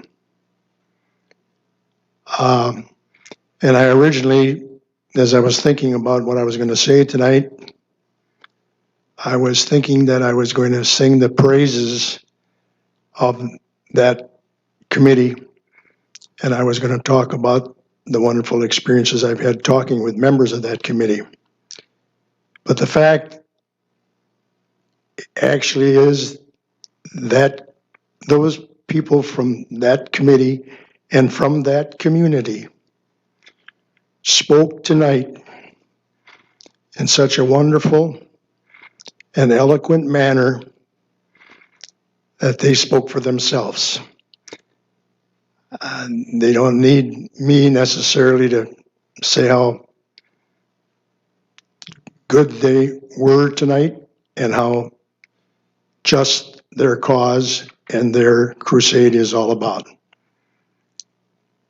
However, I can't resist saying a couple things. In all my years on the board, I don't know if I've ever seen a group of students, parents, staff, and community members come together in such a thorough, respectful, and organized manner in order to bring something to the attention of administration and the board. Something that I would be remiss to not point out, that this administration and this board is aware of the issues that were brought forward tonight. But what this group did tonight was to bring it up in a public meeting and to call upon us to respond. That's what democracy is all about. And that's what I saw young people and parents and staff. And that's what I heard from those same people as I talked to them over the last several weeks. But this group from Highland Park High School went beyond advocacy for their particular school. They made the very real connection between their school's plight and the much broader questions that this district needs to grapple with in regard to commitment to arts and to music. And they actually took it beyond the borders of St. Paul Public Schools in the city of St. Paul. They talked about the broader question of the real meaning of arts and music in terms of the development of our students so that they can play a part in the cultural excellence, not just of St. Paul, but of America. And they talked about that kind of cultural experience that they have had because of the arts and music. They raised questions not only about the value of arts and music, but also questions of equity for all inner city students. This has been something that has been a very important part of my concentrations over the last 20-some years, in that I want St. Paul to have an arts and music program that reflects the diversity of our students and celebrates the diversity of our students, And also because I've been associated with the St. Paul Public Schools for so long, I also want St. Paul Public Schools to have an arts and music curriculum program and participating students that rival and compete with any districts around us or any place in this country. I want what's best for all of the kids across the entire district in St. Paul. And I think that's what I heard people say tonight during public comment. That's what they want. And these are questions which this district needs to grapple with, especially now in this post-pandemic period. And I truly believe that this board and this administration will be missing a tremendous opportunity if they do not listen and listen well to what was said tonight. Because we have been given a challenge tonight. The challenge is, are we going to be as a district truly transparent? And are we as a district going to truly value student voice and parent voice and the voices of the diverse folks that live in our city and who make this city the great town that it is? Well, the Arts Committee came down tonight to participate in what I consider to be one of our most important processes that this school board has done since I've been on the board, and that is public comment. They came down tonight to publicly state their concerns, their beliefs, their values, and their love for St. Paul Public Schools. I saw that at the meeting with those folks when I met with them at the church in Highland Park. I know that kind of passion. And I know when it's sincere. And as I looked across the table at young people and older people, not as old as me, I saw that sincerity. And so I think we'd be missing a golden opportunity to not have this Arts Committee lead the way for us over the next several months and years, for that matter, in terms of making sure that we do have true student voice, that we do have true parental input, that we do indeed listen, and that we are transparent in terms of the decisions that we make about all of our classes and all of our curriculum and all of our students. So as I said, they came down tonight for public comment. And I think it behooves us as a board and as an administration to respond to them in some way tonight, publicly, that we listened, that we heard, that we understood. And so I would ask anyone on the board, or of course, I'm looking particularly at Superintendent Gothard to say something tonight about what we heard from this committee and from folks that they actually recruited from all across this town that were saying some of the very same things. I know there are some of you in the audience now that were participated in public comment, and I want to thank you from the bottom of my heart for you doing that. And I want to implore other people at this dais to speak up in terms of what they heard tonight. Thank you. Director Broderick, I would just say we're kind of out of order. So I'm trying to figure out where we're at in the order because we were talking about other things.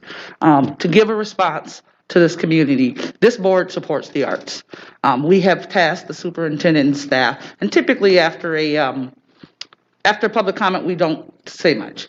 So to say that we have heard you, board members have sat down with groups. We are talking about equity across this district. We have asked for a complete audit of our arts program throughout the districts. When we talk about equity, we're talking about throughout this district. So we plan to move forward with that in mind and working with community transparently, giving that direction to Dr. Gothard and the team. I don't know if any other board members have anything to say to that.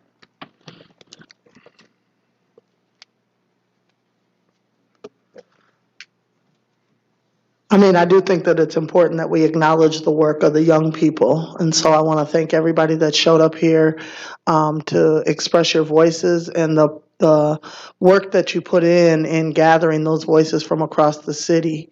As a board member, I don't feel like I sit here with my own voice. I sit here with the voice of the people. So I really appreciate you bringing the people to me, making my job easy, right? Because I should come to you. But thank you for bringing the people to me. And I do wholeheartedly support the arts. I do hope that we can find ways to implement arts into aspects of our district all over the place, mostly because of the high POC enrollment that we have in our district, and then the low literacy rate.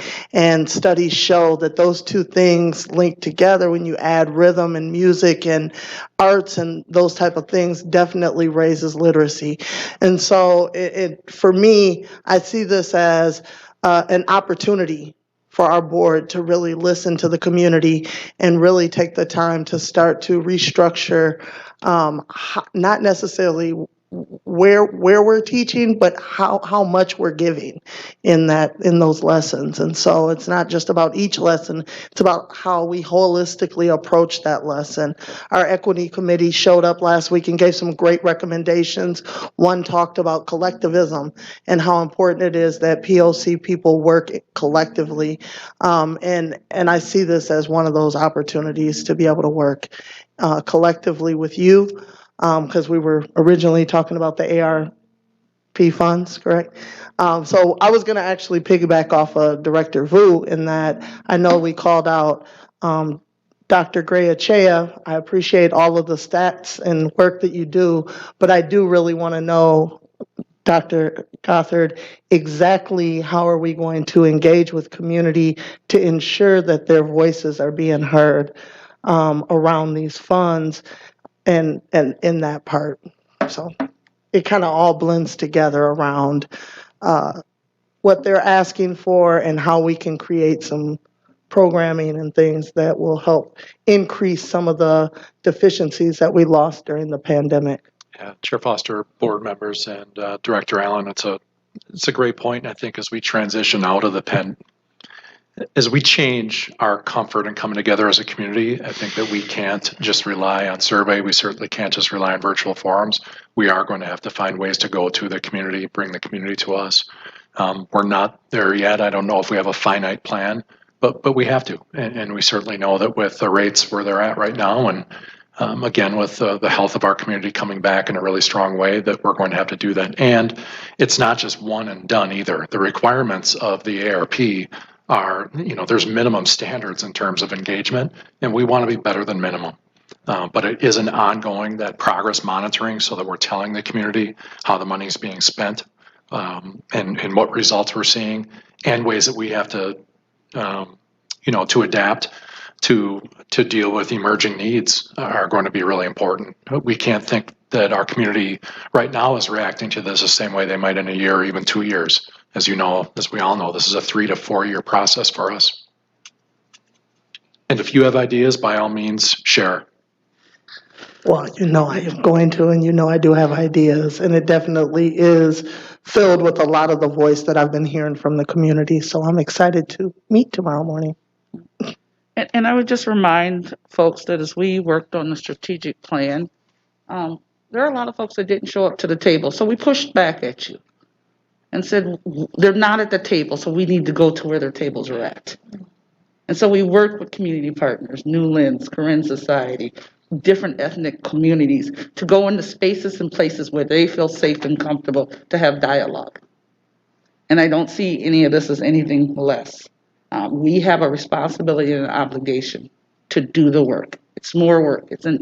Yes, it takes more time, but that's our responsibility to our students, to our families, to our community, and to the taxpayers of St. Paul. Chair Foster. Chief Baker. Thank you, Chair Foster, also Director Allen. Just to piggyback off of what Dr. Gothard was saying, that Dr. Greachea has, she was talking about the needs assessment, even though when we're talking to the public, we don't want to confuse them, so we just talk about overall engagement. But there is a needs assessment portion of it, and then there's also engagement. So there is an engagement plan being created to get at what you're saying, and also opportunities to connect with different community and partners within the within our community. So when Dr. Gothard said that there's not a one and done, that is definitely correct. We definitely welcome more insight into certain partners or ways that we can collaborate. I also know that even within the needs assessment that Dr. Greachea met with a community partner to do more of like a focus group type session to do things a little bit differently. And as it also has been said, we can't always expect for them to come to us. We have to go to them. And so we're thinking about ways, but by all means, if you have insight, board members, we can try to pull that into the overall plan that we're building now. Thank you, and I'm excited to hear the plan when it's done.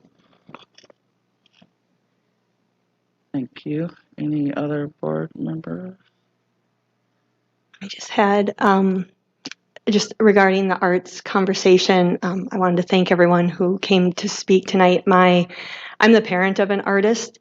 She spends a lot of her time in my basement making beautiful things. And she has benefited from the arts programming that she has taken in middle school. She came from an elementary school that had inconsistent art offerings because it was a smaller school.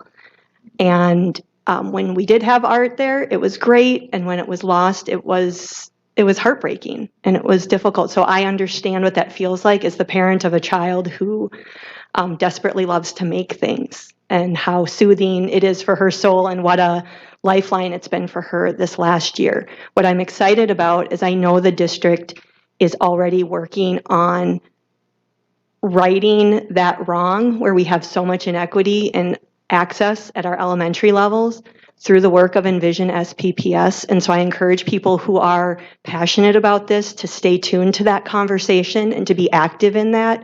We're going to need your voice to move that work along so students in every school and every corner of St. Paul at the elementary level have the chance to explore and try new things and discover what is going to be meaningful and important to them.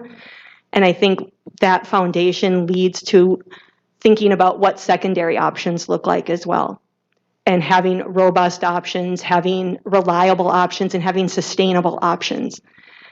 One thing I know as being a parent in this district for many years is there's a lot of things we need to do. And what I'm always thinking about is not just doing them, but doing them for forever, doing them for the long haul. And so how do we build it in a way that we're not really excited now, and then in 5 years, we're disappointed because it's lost? And so I'm interested in meeting with you and talking with you. The materials you've provided have been outstanding. I can go through and highlight and just say, yep, I agree. And what I want to do is match what we know as board members and administrators with what you know as students, recent graduates and staff and parents, and put that expertise together and build something that lasts, because that's what we deserve.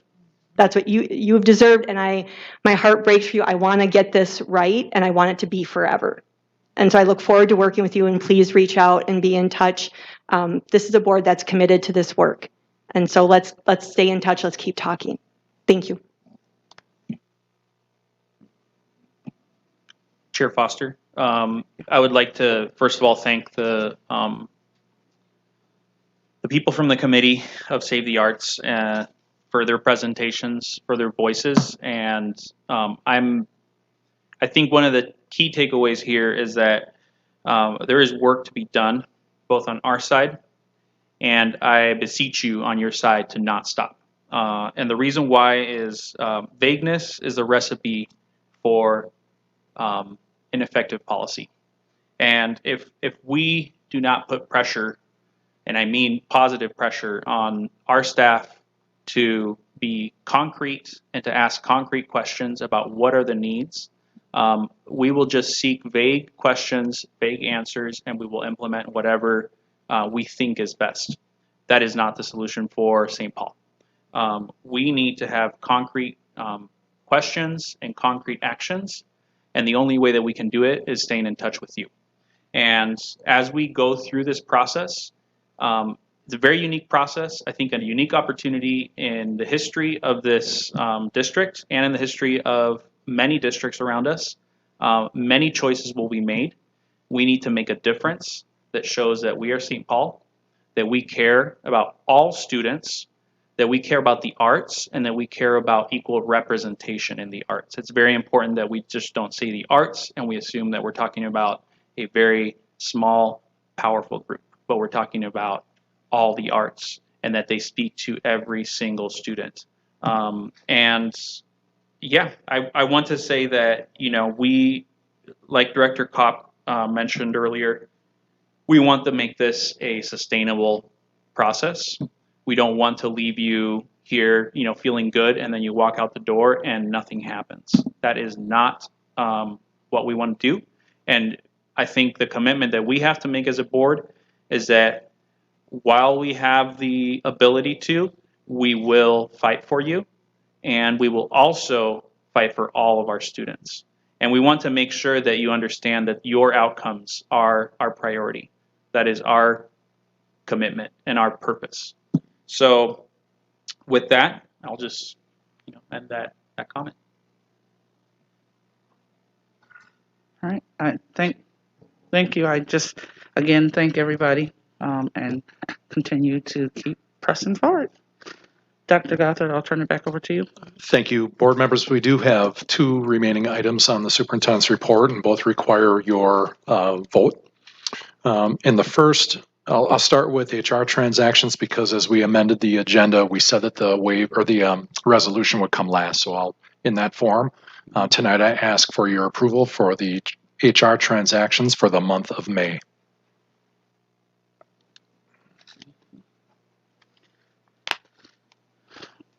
Okay.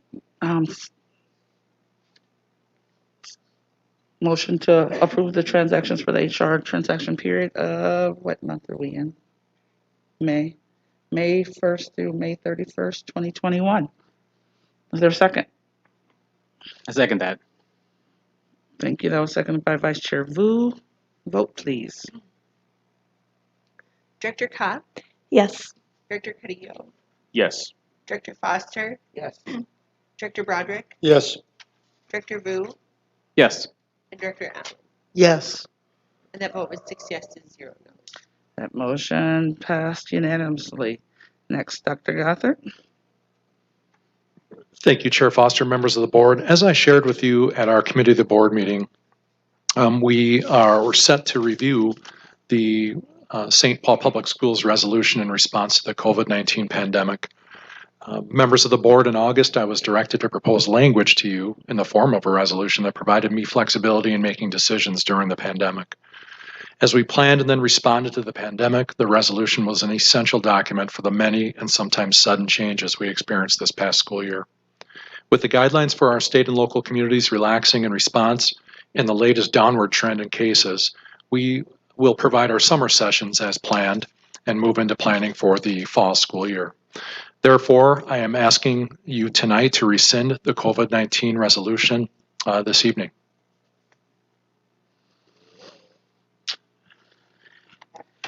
I would motion to rescind the COVID-19 resolution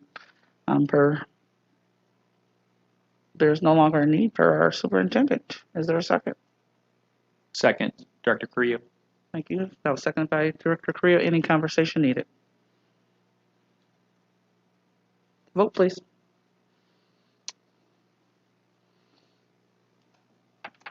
Director Cobb, Yes. Director Carrillo, Yes. Director Foster, Yes.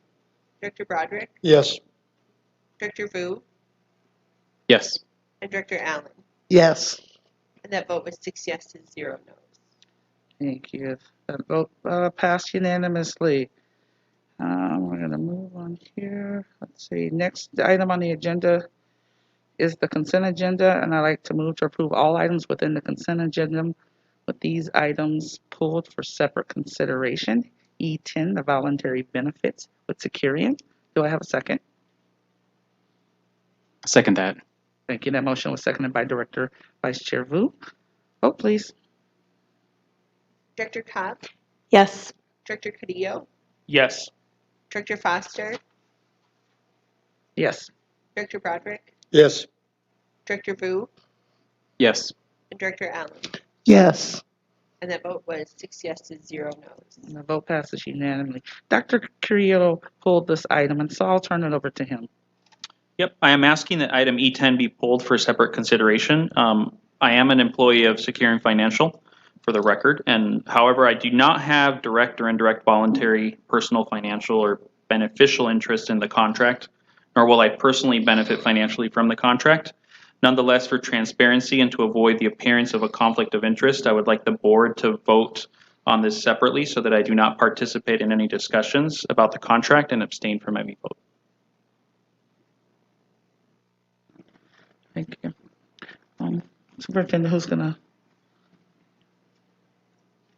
Yeah. So do I? So I would move to approve E10 voluntary benefits with Securian. Do I have a second? Second that. Motion was seconded by Vice Chair Vu. Vote, please. Director Cobb, Yes. Director Carrillo, Abstain. Director Foster, Yes. Director Broderick, Yes. Director Vu, Yes. and Director Allen. Yes. And that vote was 5 yeses, 1 abstain, 0 noes. Motion passes with 5 yeses, 1 abstain. Next on the agenda is old business. Within the old business is the financial projections reports, period ending April 30th, 2021, and I will turn it over to Superintendent Gothard.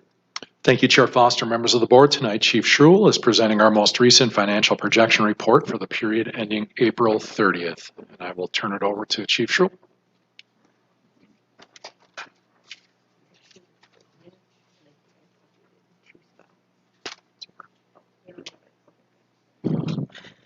Bear with us one moment.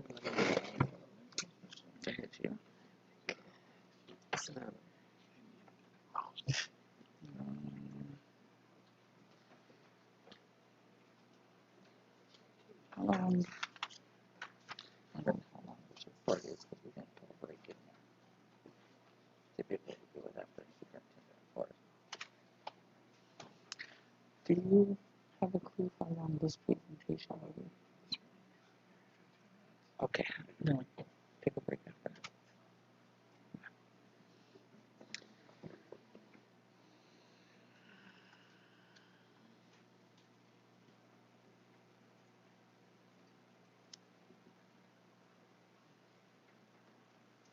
My sugar is dropping.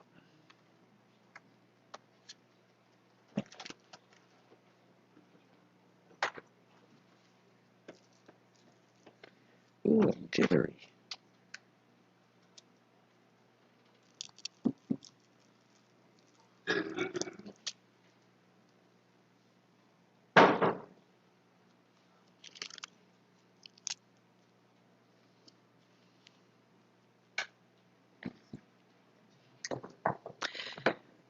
Good evening, Chair Foster, members of the board, Superintendent Gothard.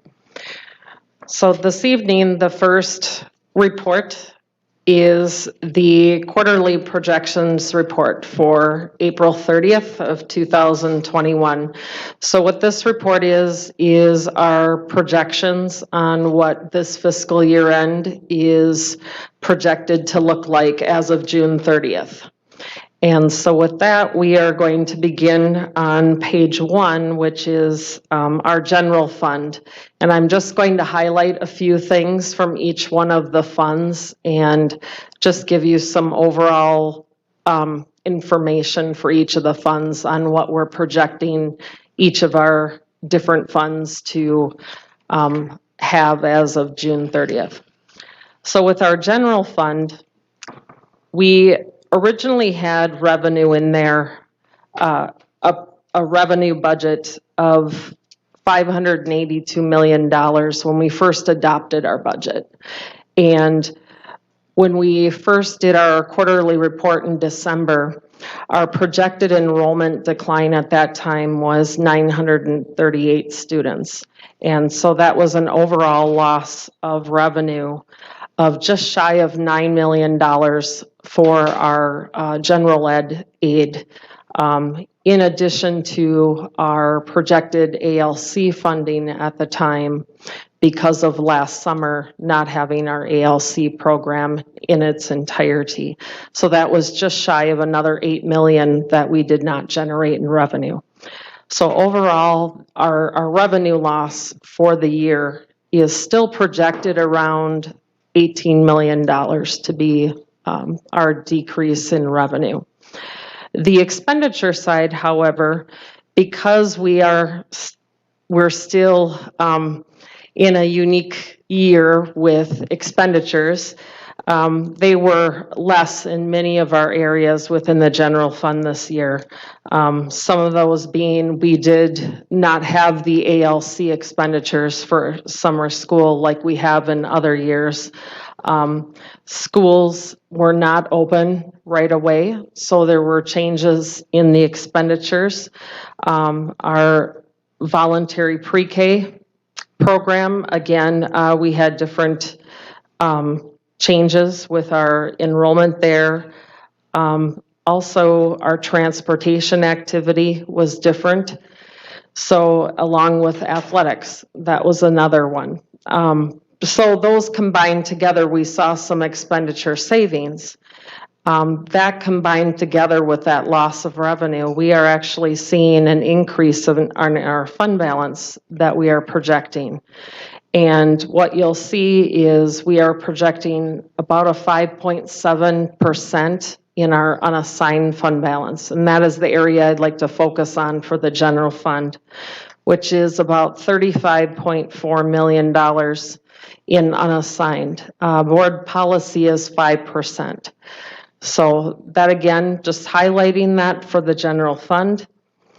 That is a stable place to be for the general fund. Again, in looking at what was happening at the legislature and having that fund balance, it's your rainy day fund for things that could happen at a district our size. And $35.4 million, again, just to highlight, a district our size in any type of monthly operations runs about 60 million. So it's not a lot of fund balance in case we were not to be funded for a period of time. So just highlighting that for our general fund today. The next page is our fully financed general fund, and that is our general fund, what we call our grants activity. This fund has seen an increase in activity because of our federal COVID-19 funding.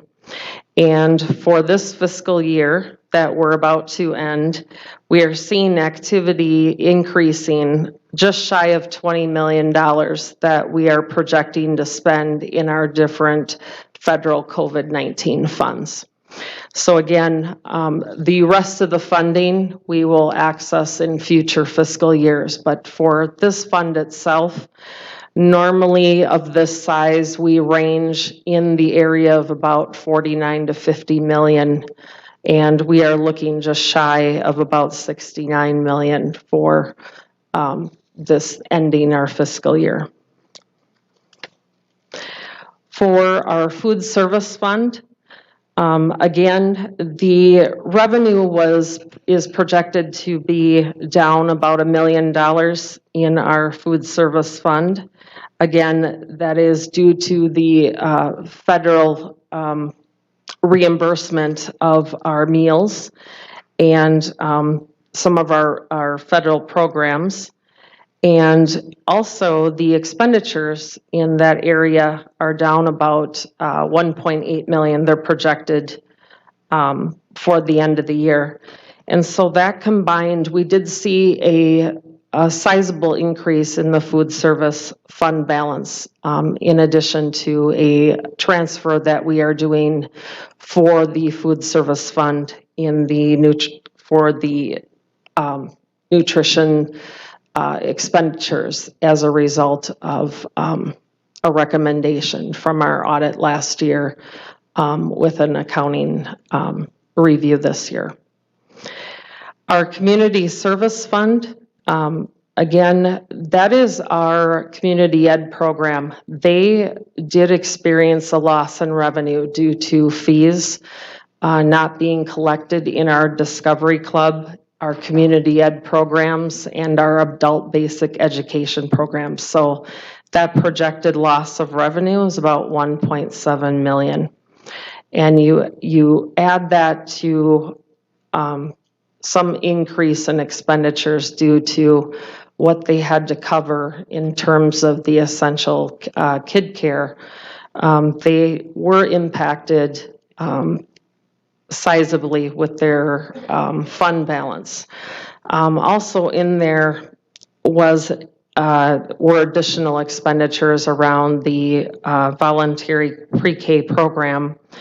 And so this fund itself did see a decrease in fund balance, sizable, about 2.1 million. For our fully financed community service fund, and again, that's the grant activity for our community ed funds. There was about just shy of $1 million of fewer expenditures for our grants, mainly in the early childhood program and community learning center grants.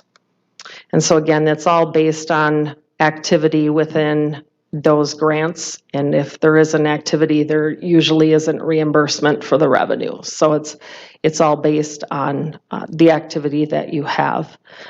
Most of those do carry over from year to year.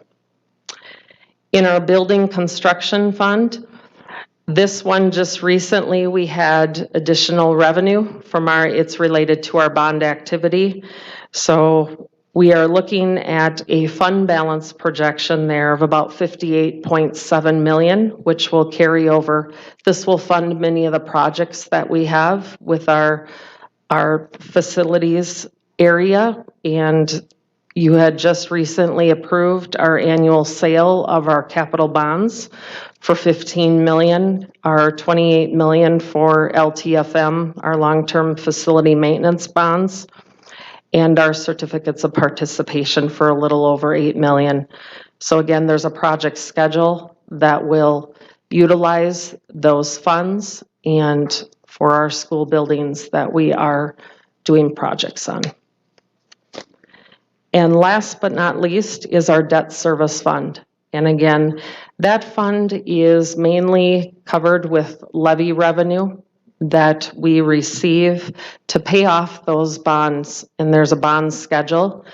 And sometimes we do come to the board for bond refundings, and we do put funds away into an escrow account, at which time there's a schedule to pay off those bonds that we hold the funds for. So again, there's a debt payment schedule, and that's all monitored within it's like a mortgage, you pay that when it comes due. And right now we are projecting about $43.2 million of fund balance there for future activity that will be coming due. So that concludes the April quarterly report. Again, the general fund is within the board policy. It is at 5.7% for our unassigned fund balance. And the district right now is in a good, stable financial condition and is projected to end the year that way. Thank you. I would open it up for questions or comments from the board at this time. I'll just leave it. I do have one question, Chair Foster. For the construction and debt service funds, you would, I just want to make sure they understand every single dollar that's in there is allocated, correct?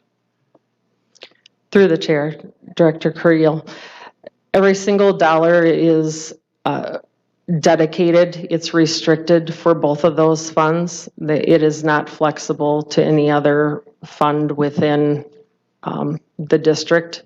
It's mainly for those two areas. So yes, Thank you. I just wanted to make sure that, the room was understood that. correct. Others?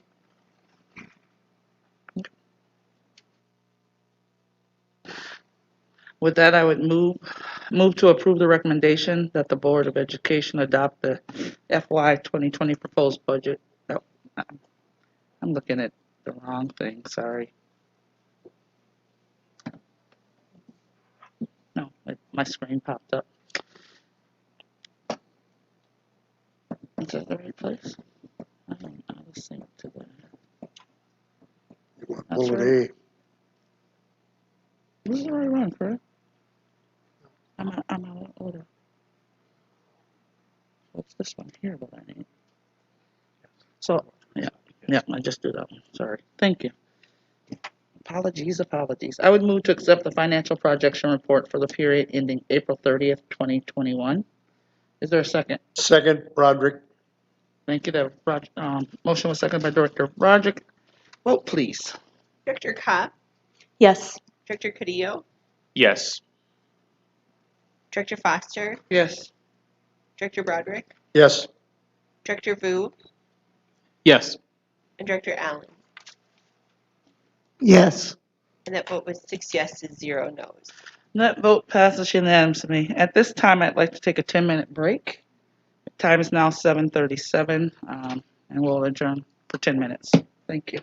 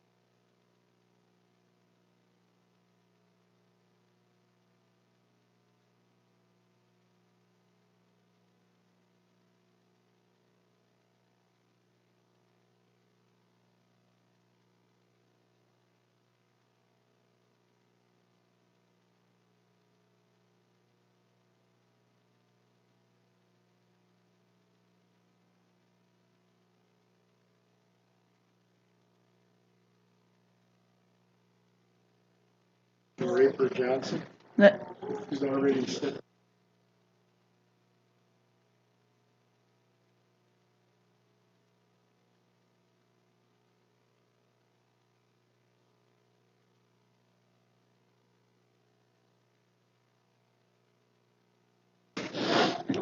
Next on the agenda within old business is the FY22 budget update, and I will turn it over to Superintendent Gothard.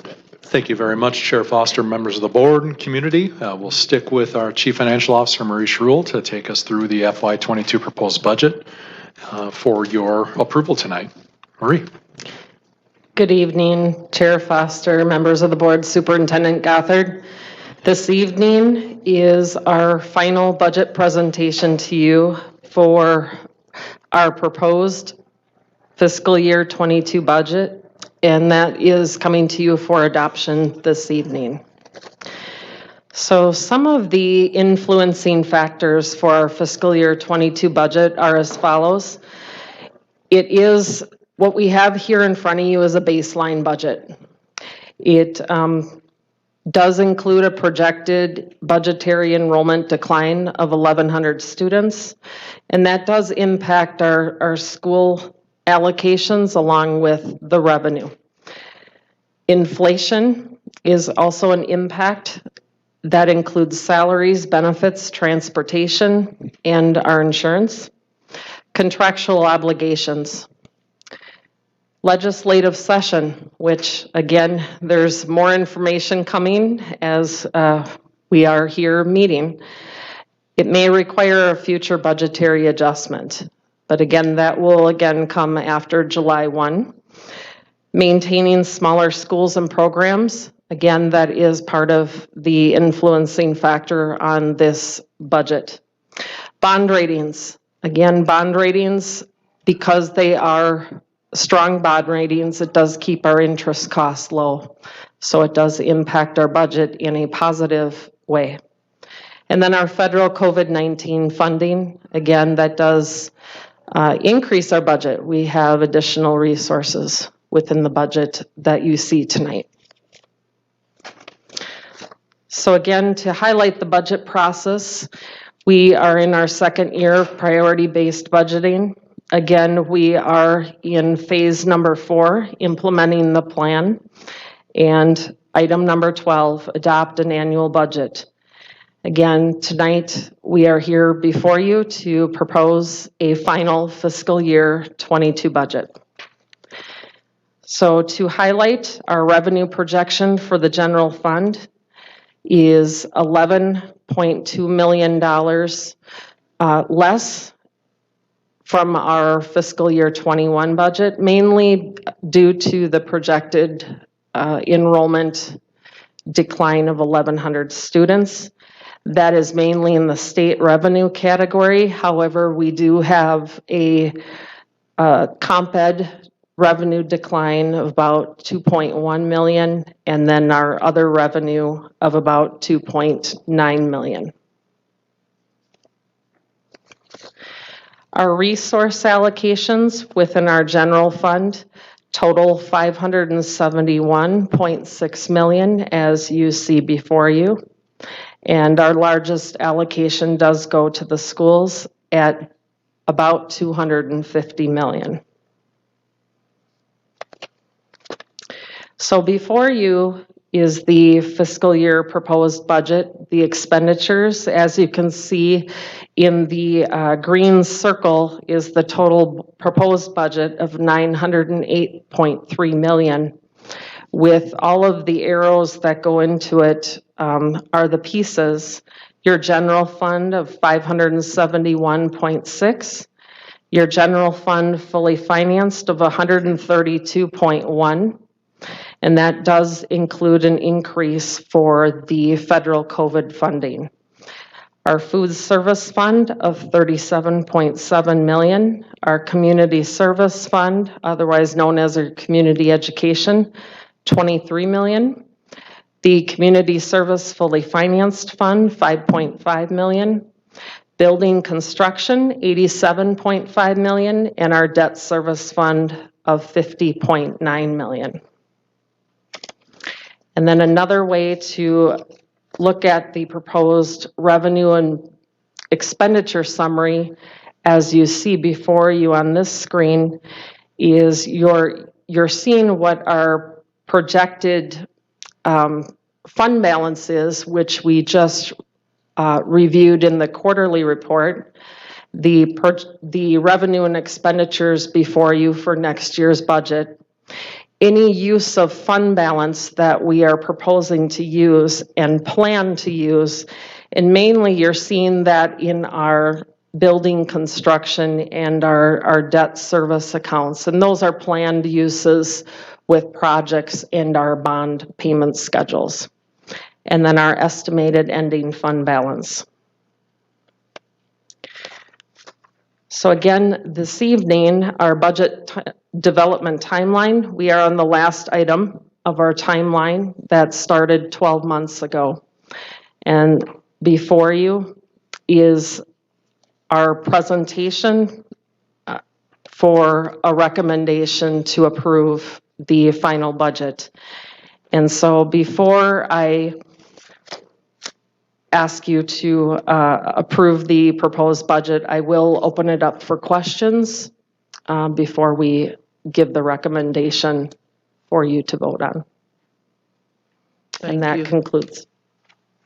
Thank you. Board members, questions?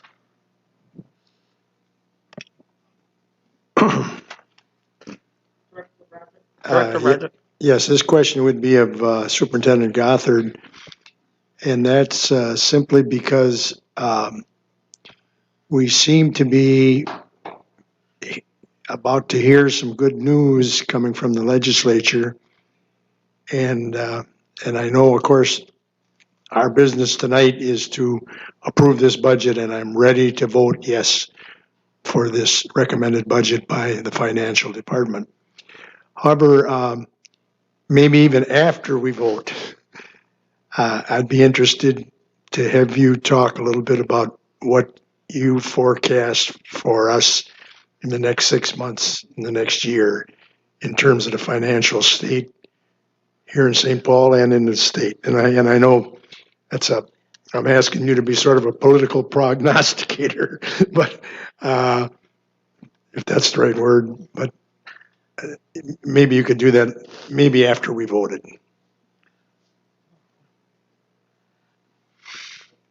I do have a more of a comment, and this is really more broadly for the public. I do, generally agree, and I'm ready to vote yes on this, but I want to make sure that the public understands that there is a projection to lose 1,100 students. That's a lot. It's a big chunk of, enrollment, and I just want to acknowledge the fact that it's very sobering. And I want to, be clear to the public that we're not just, looking over this. This has been an ongoing conversation about what we can do to stem, enrollment loss, and also understand what is the future of, enrollment in this district, not just now, but going on forward, future years. Thank you. Question. Thank you. Others? Okay. Anything final from you? Thank you. Okay. With that, the recommendation is that the Board of Education adopt the fiscal year 22 proposed budget of $908,320,163 as presented. And I would move that recommendation. Is there a second? For purpose. Second. Thank you. That motion was seconded by Director. Motion was done by Director Broderick, seconded by Director Allen. Vote, please. Director Kopp, Yes. Director Cadillo, Yes. Director Foster, Yes. Director Broderick, Yes. Director Boo, Yes. and Director Allen. Yes. And that vote was 6 yeses, 0 noes. Motion passes unanimously. Chair Foster, may I say one word? Yes. I'd like to, again, thank Jim for all his years of service. This is his last presentation of the budgets for St. Paul Public Schools. So again, thank you, Jim, for all your work in supporting the district and myself in doing all the budget and finance work after 22 years and 10 years with the finance department.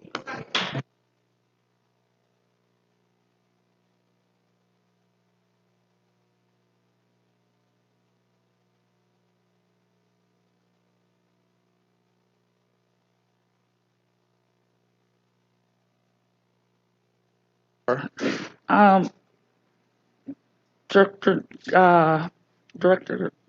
Broderick hadn't asked of you, Superintendent Gothard. Do you care to comment?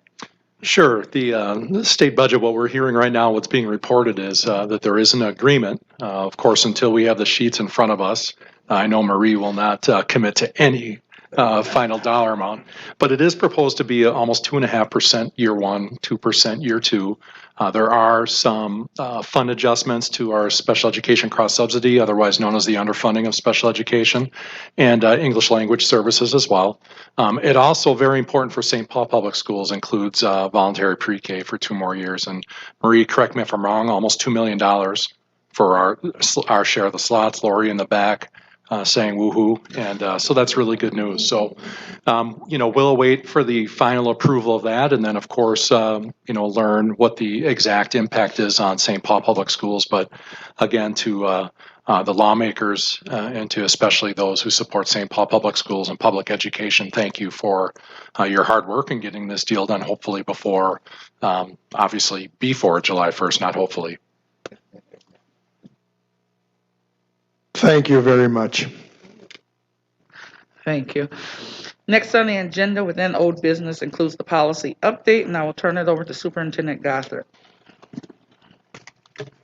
Thank you, Chair Foster, members of the board. Tonight there are 3 policies that are in the 3-reading process. I'll turn it over to Chief Baker to present the policies, along with any colleagues that he might introduce as part of the presentations.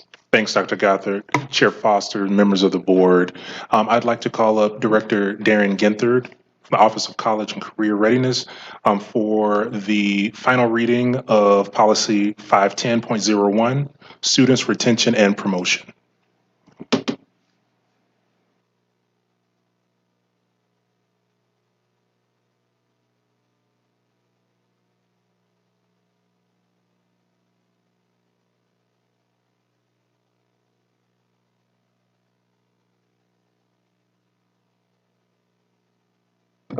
How about that? All right.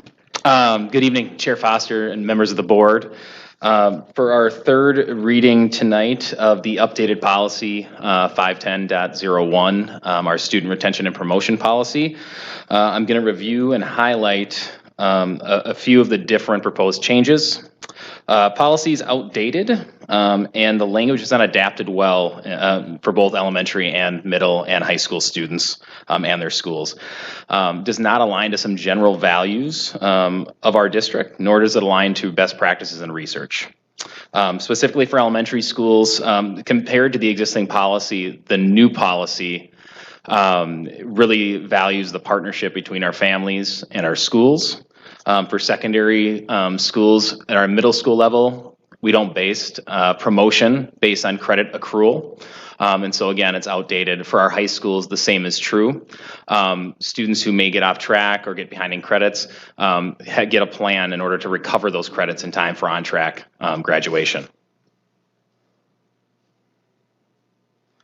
So some of the proposed updates to the policy, first renaming the policy to better represent all of the different aspects regarding retention, promotion, and acceleration being included within that. The program design part of the policy represents how we as a district are meeting world's best workforce. And in this policy language that we have in here, it's general enough that it will adapt as strategic plan changes over the years. And then also our gifted and talented programs are described in the new policy with direct alignment to Minnesota statute. The updated policy addresses guiding beliefs that are based on multiple areas of engagement with building and district leaders, best practices, and research. To reiterate what we've talked about at previous board meetings, research shows retention typically does far more harm than good for our young people. Continuing on, in the third bullet point defines the key terms of the proposed policy. And the fourth bullet points gives a general overview and explanation when a student might be promoted, retained, or accelerated. And as we continue on, as we develop a procedure for this, really defining how this process happens. And then the final bullet point emphasizes that the policy does describe the guidelines for our gifted and talented programs.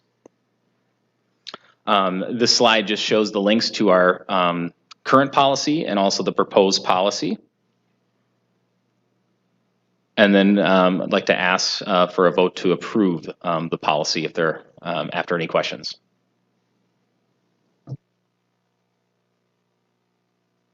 Then prepare for questions, Director Githner. I'll open up for any questions from board members.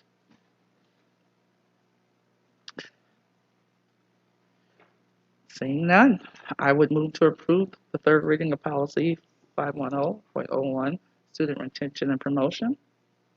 Do I have a second? Second. Seconded by Vice Chair Vu. Vote please. Director Cobb, Yes. Director Carrillo, Yes. Director Foster, Yes. Director Broderick, Yes. Director Vu, Yes. and Director Allen. Yes. And that vote is 6 yeses, 0 noes. Motion passes unanimously. Next, we'll move on to the other two policies, and I'll turn it back over to you, Superintendent Gothard. Thanks, Chair Foster. I also want to just thank Director Ginther for all his hard work on that policy and appreciate your time and effort. Moving on to our next policy, which is an update on the second reading, policy 812.00, school emergency management. I would like to call up, she is joining us now, Director Olson from Security, Emergency, and Management to move forward in this policy reading.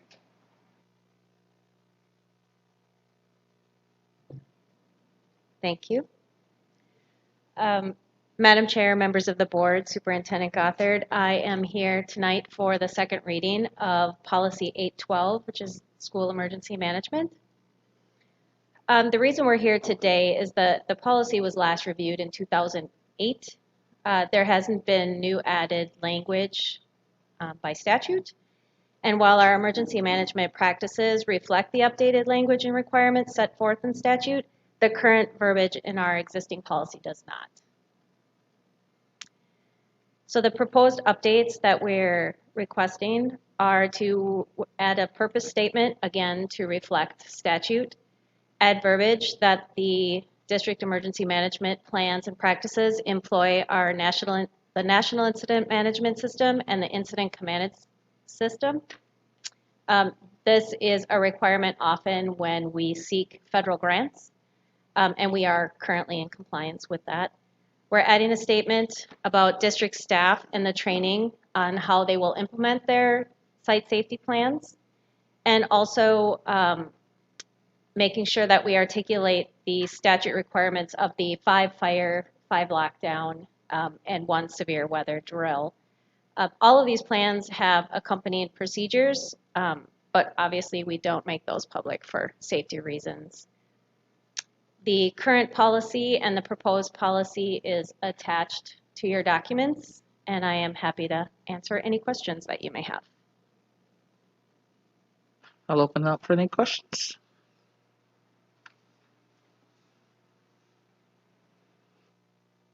Seeing none. Is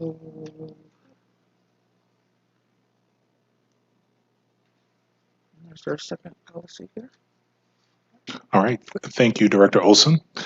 We will now move to our final policy reading for tonight, policy 619, which will be our first reading for student fundraising, and I will turn it over to General Counsel Long to take us through this policy.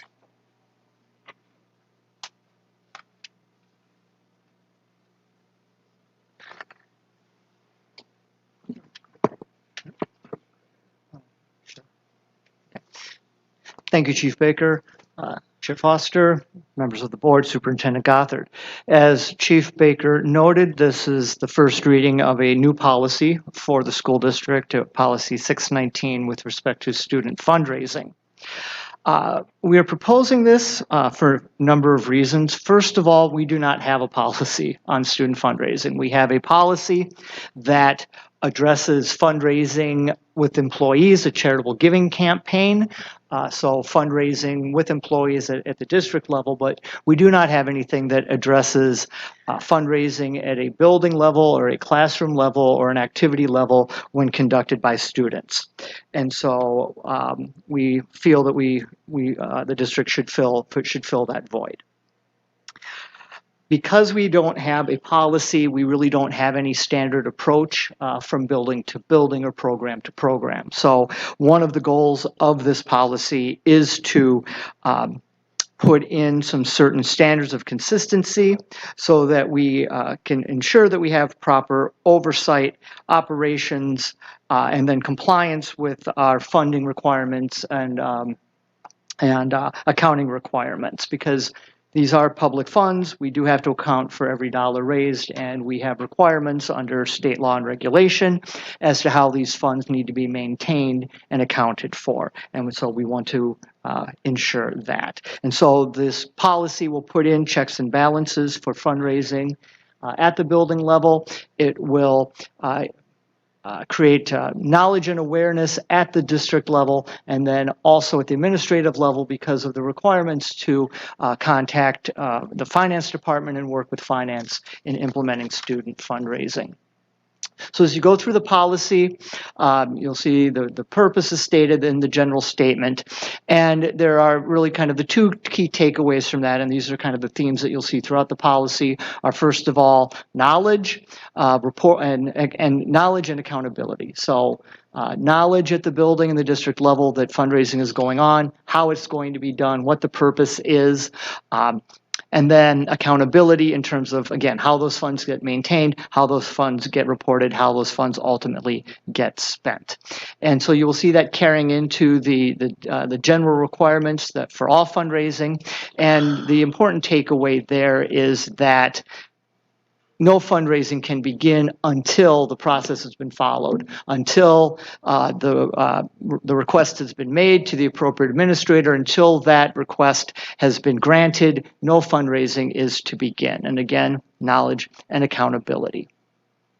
Also, the fact built into the policy is that fundraising must be for the benefit of a school-sponsored activity, again, as public funds, must be for the benefit of the school, that it's not to be to the benefit of an identifiable student or an identifiable employee. Finally, want to make it very clear that participation in fundraising efforts is voluntary on the part of the student.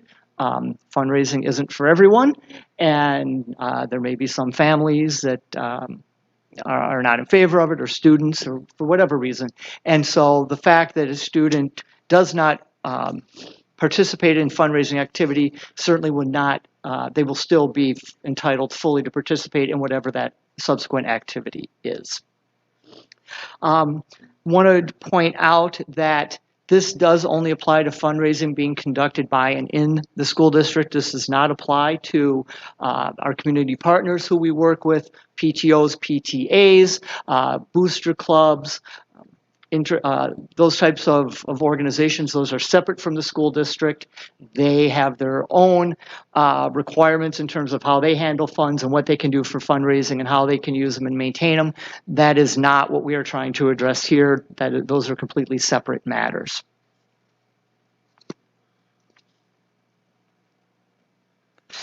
Then we do break down into a little bit more particular for fundraising for curricular activities or co-curricular activities, and then extracurricular activities. Again, the general requirements of having a sponsor, getting permission, providing notice are the same.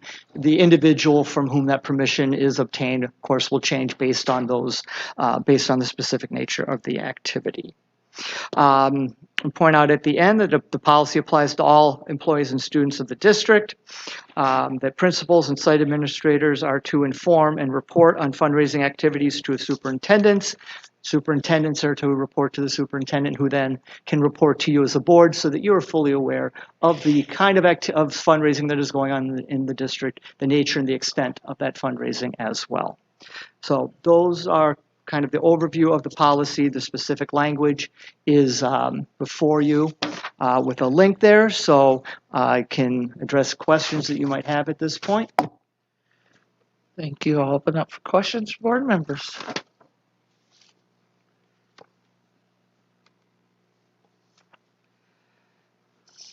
All right, seeing none at this time. Director Gither, Director Olson, Chief Counsel Long, Chief Baker, thank you very much. Thank you, Chair.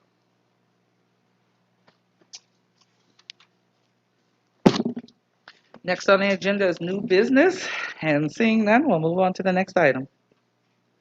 Next on the agenda is information requests and responses, as well as any items for future agendas. I will open it up to board members who have any agenda information requests. I do have a new agenda request.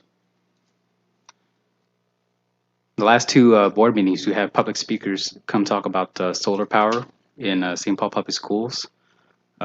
We've since received documents from, I want to say, facilities, Tom Parent, about the work that we've done so far for solar power and SPPS, but it seems like we're at an impasse. And I kind of want to bring this up as a future item, in that I think the missing information that we need to sort of get us to the next stage would be to have people who understand solar, and have people who understand particularly solar working with large districts come speak with board members. So I'd like to bring this up as a possible agenda in the future.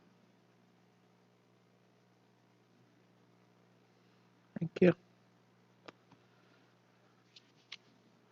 Others? I would love some information, because it's summertime now, about the outcomes from summer programs, because I guess July, August to be coming up. So I'd be interested in how much our students have kind of moved forward, or how our programs have helped them move forward to close that gap or deficiency we dealt with. Thank you. Others?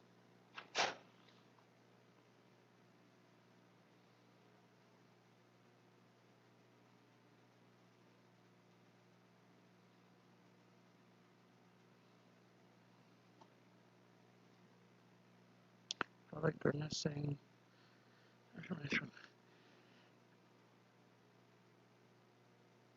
Next is the Board of Education reports and communication. So I'll open it up for that. Any report outs, any communications that board members want to share?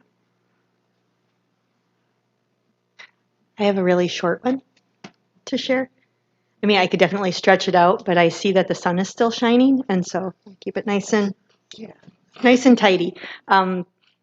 Just this last month has been lively, and one of the highlights definitely was participating in in-person graduations. I had the chance to join 4 different communities, and as I've shared with some of you, when you've been in community with one St. Paul school, you know one St. Paul school. You don't know the full complexity and awesomeness of all of our schools, and each ceremony had its own traditions, its own vibe, its own energy, and it was really it's such a privilege to be a part of that milestone. And so I know we all had a chance to do that, and that was really meaningful and much better than speaking into a video camera and trying to cultivate that energy. It's a little, it's like I'm not that good of an actress, so it was nice to be in a room with people and you can respond, and it was great. Also continue to attend Ramsey County League of Local Government meetings once a month and serve on their executive committee, as well as their collective work group, which is working on mental health as a focus. So it's aligning resources across the county, the city, school districts, and figuring out where our overlaps are and how we might work together. And that's just been really interesting and fulfilling work, just because I'm working with people who are outside of St. Paul. And so learning about what's working for them, what's not working, and where we can work together. So that's been pretty cool. And the last thing is something that's near and dear and located right here in SPPS is the Safe Routes to School Steering Committee. We had our last meeting before a little bit of a summer break. And for folks who don't know, Sarah Stewart is the one who convenes us and organizes us. There's also folks from facilities there, from transportation, and from the wellness office. And so it's really this cross-departmental collaboration of getting kids to and from schools, which also means getting them to and from places in their community safely. And there's great partnerships with district partners. And there's a lot of really cool things coming up. And so I'm hoping at some point maybe we can hear an update from them about some truly innovative programming they have going beyond just crosswalks and things like that. There's a lot of really cool stuff happening. Thank you. Others? I had the privilege of attending the Highland Park walkout, so I was able to see the full group. This was a small portion of what we saw students representing, and it just reminded me how many leaders we have in our school district and how important it is to uplift the leadership of our students and our student voice. And so I just wanted to say that, like, you know, I attend protests all the time. I attend spaces where people are speaking their truths a lot. But there's something really special about seeing young people coming forward and having a vision of what they want their future to look like. And so that was extremely special. Also, with our new national holiday, Juneteenth, I happened to be out of town, but as an organizer, I had the privilege of organizing with quite a few folks in the city to produce a lot of events that were happening around. And it's just a pleasure, and I'm excited to see how St. Paul Public Schools starts to implement this in the future. Juneteenth usually falls right around the start of Freedom School time. So I'm hoping that we'll be able to turn this into some big, nice celebration. And so, yeah, I just wanted to bring that up. Thank you. Others? And I would just reiterate, all of us board members, as we closed out the school year, attended a variety of different graduations. I'd say attending both Highland and Hardings, our students gave a picture of their time for those who came pre-K through 12, about the different struggles and ways that they had to be resilient as students, standing in space and community, of all the different things that they have had to go through their journey, just as young people in community and education systems. So I remind folks that our young scholars are all leaving. Some will stay home, some will travel far, but to continue to lift them up. What I got out of a lot of conversations after graduations was uncertainty about what's next and where to go. COVID did a lot to the mental well-being of our students.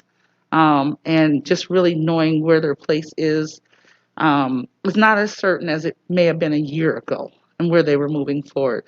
So I just ask us all to stand up and help elevate them, continue to let them lead and elevate their confidence and competence in the beings that they're going to be and the successes that they will face individually together. But, you know, the message that I've always said is our school community, our families are rooted here. And tell our babies to come on back home when things get tough, to know that they have a place. There's staff, administrators, folks that have touched the lives of our kids throughout. So I say thank you. I also appreciate the report outs and the celebrations today, just of the team. You know, too often, and I say this over and over, every person within SPPS, their role is significant. They touch the life of a child. And we don't always know and get to hear what that looks like behind the scenes. So to be able to hear that today, acknowledge that, and honor that, thank you all for that as well. But again, it comes back to the space and place as this is the first week of summer school. So we've got kiddos back in summer school this week. Freedom School's going to be starting up. There's so much to look forward to. We are getting out. Folks are unmasked. Folks are being social. I caution everyone to continue to be cautious. Take personal responsibility for how you navigate in community with yourselves and others. And just continue to uplift one another as we move forward to what's next for the sake of our students, staff, and families in St. Paul. One more thing, I would like to acknowledge that it is Gay Pride Week. Thank you, Jeannie, for wearing your rainbow. I usually don't wear rainbows. I call myself a walking rainbow. But it is LGBTQ Pride Week, and so I do want to acknowledge that. There's a lot of our students that struggle with that, and as a SPPS student, I was one of those students that struggled, but one thing I can say is there was always a place. And in the St. Paul community, whether it was young people, because I was working in classrooms with young people, or elders, they always loved me for being an individual person. And so that's the one thing that I love about St. Paul Public Schools and the community that I grew up in, and I hope that we continue to perpetuate that same energy. Any closing, Dr. Duffy? I'm going to close it out. All right. Thank you all. Next on the agenda is future meeting schedules. A future meeting can be found online at www.spps.org/BOE or by calling our board secretary at 612-434-1105. As a reminder, there is not a community of the board meeting in July. Our next regular meeting of the Board of Education will be held on Tuesday, July 20th, 2021, beginning at 6:05 p.m. with public comments beginning at 5:30. Please view the board website for updates or to be added to the mailing list of public notices. Please contact our board secretary. With that, I would motion to adjourn. Do I have a second? Second. That was seconded by Director Allen. Vote, please. Director Kopp, Yes. Director Cadillo, Yes. Director Foster, Yes. Director Broderick, Yes. Director Boo, Yes. and Director Allen. Yes. And that vote was 6 yeses, 0 noes. Motion passes unanimously. The time is now 8:27 and we are adjourned. Thank you all very much. Have a good night.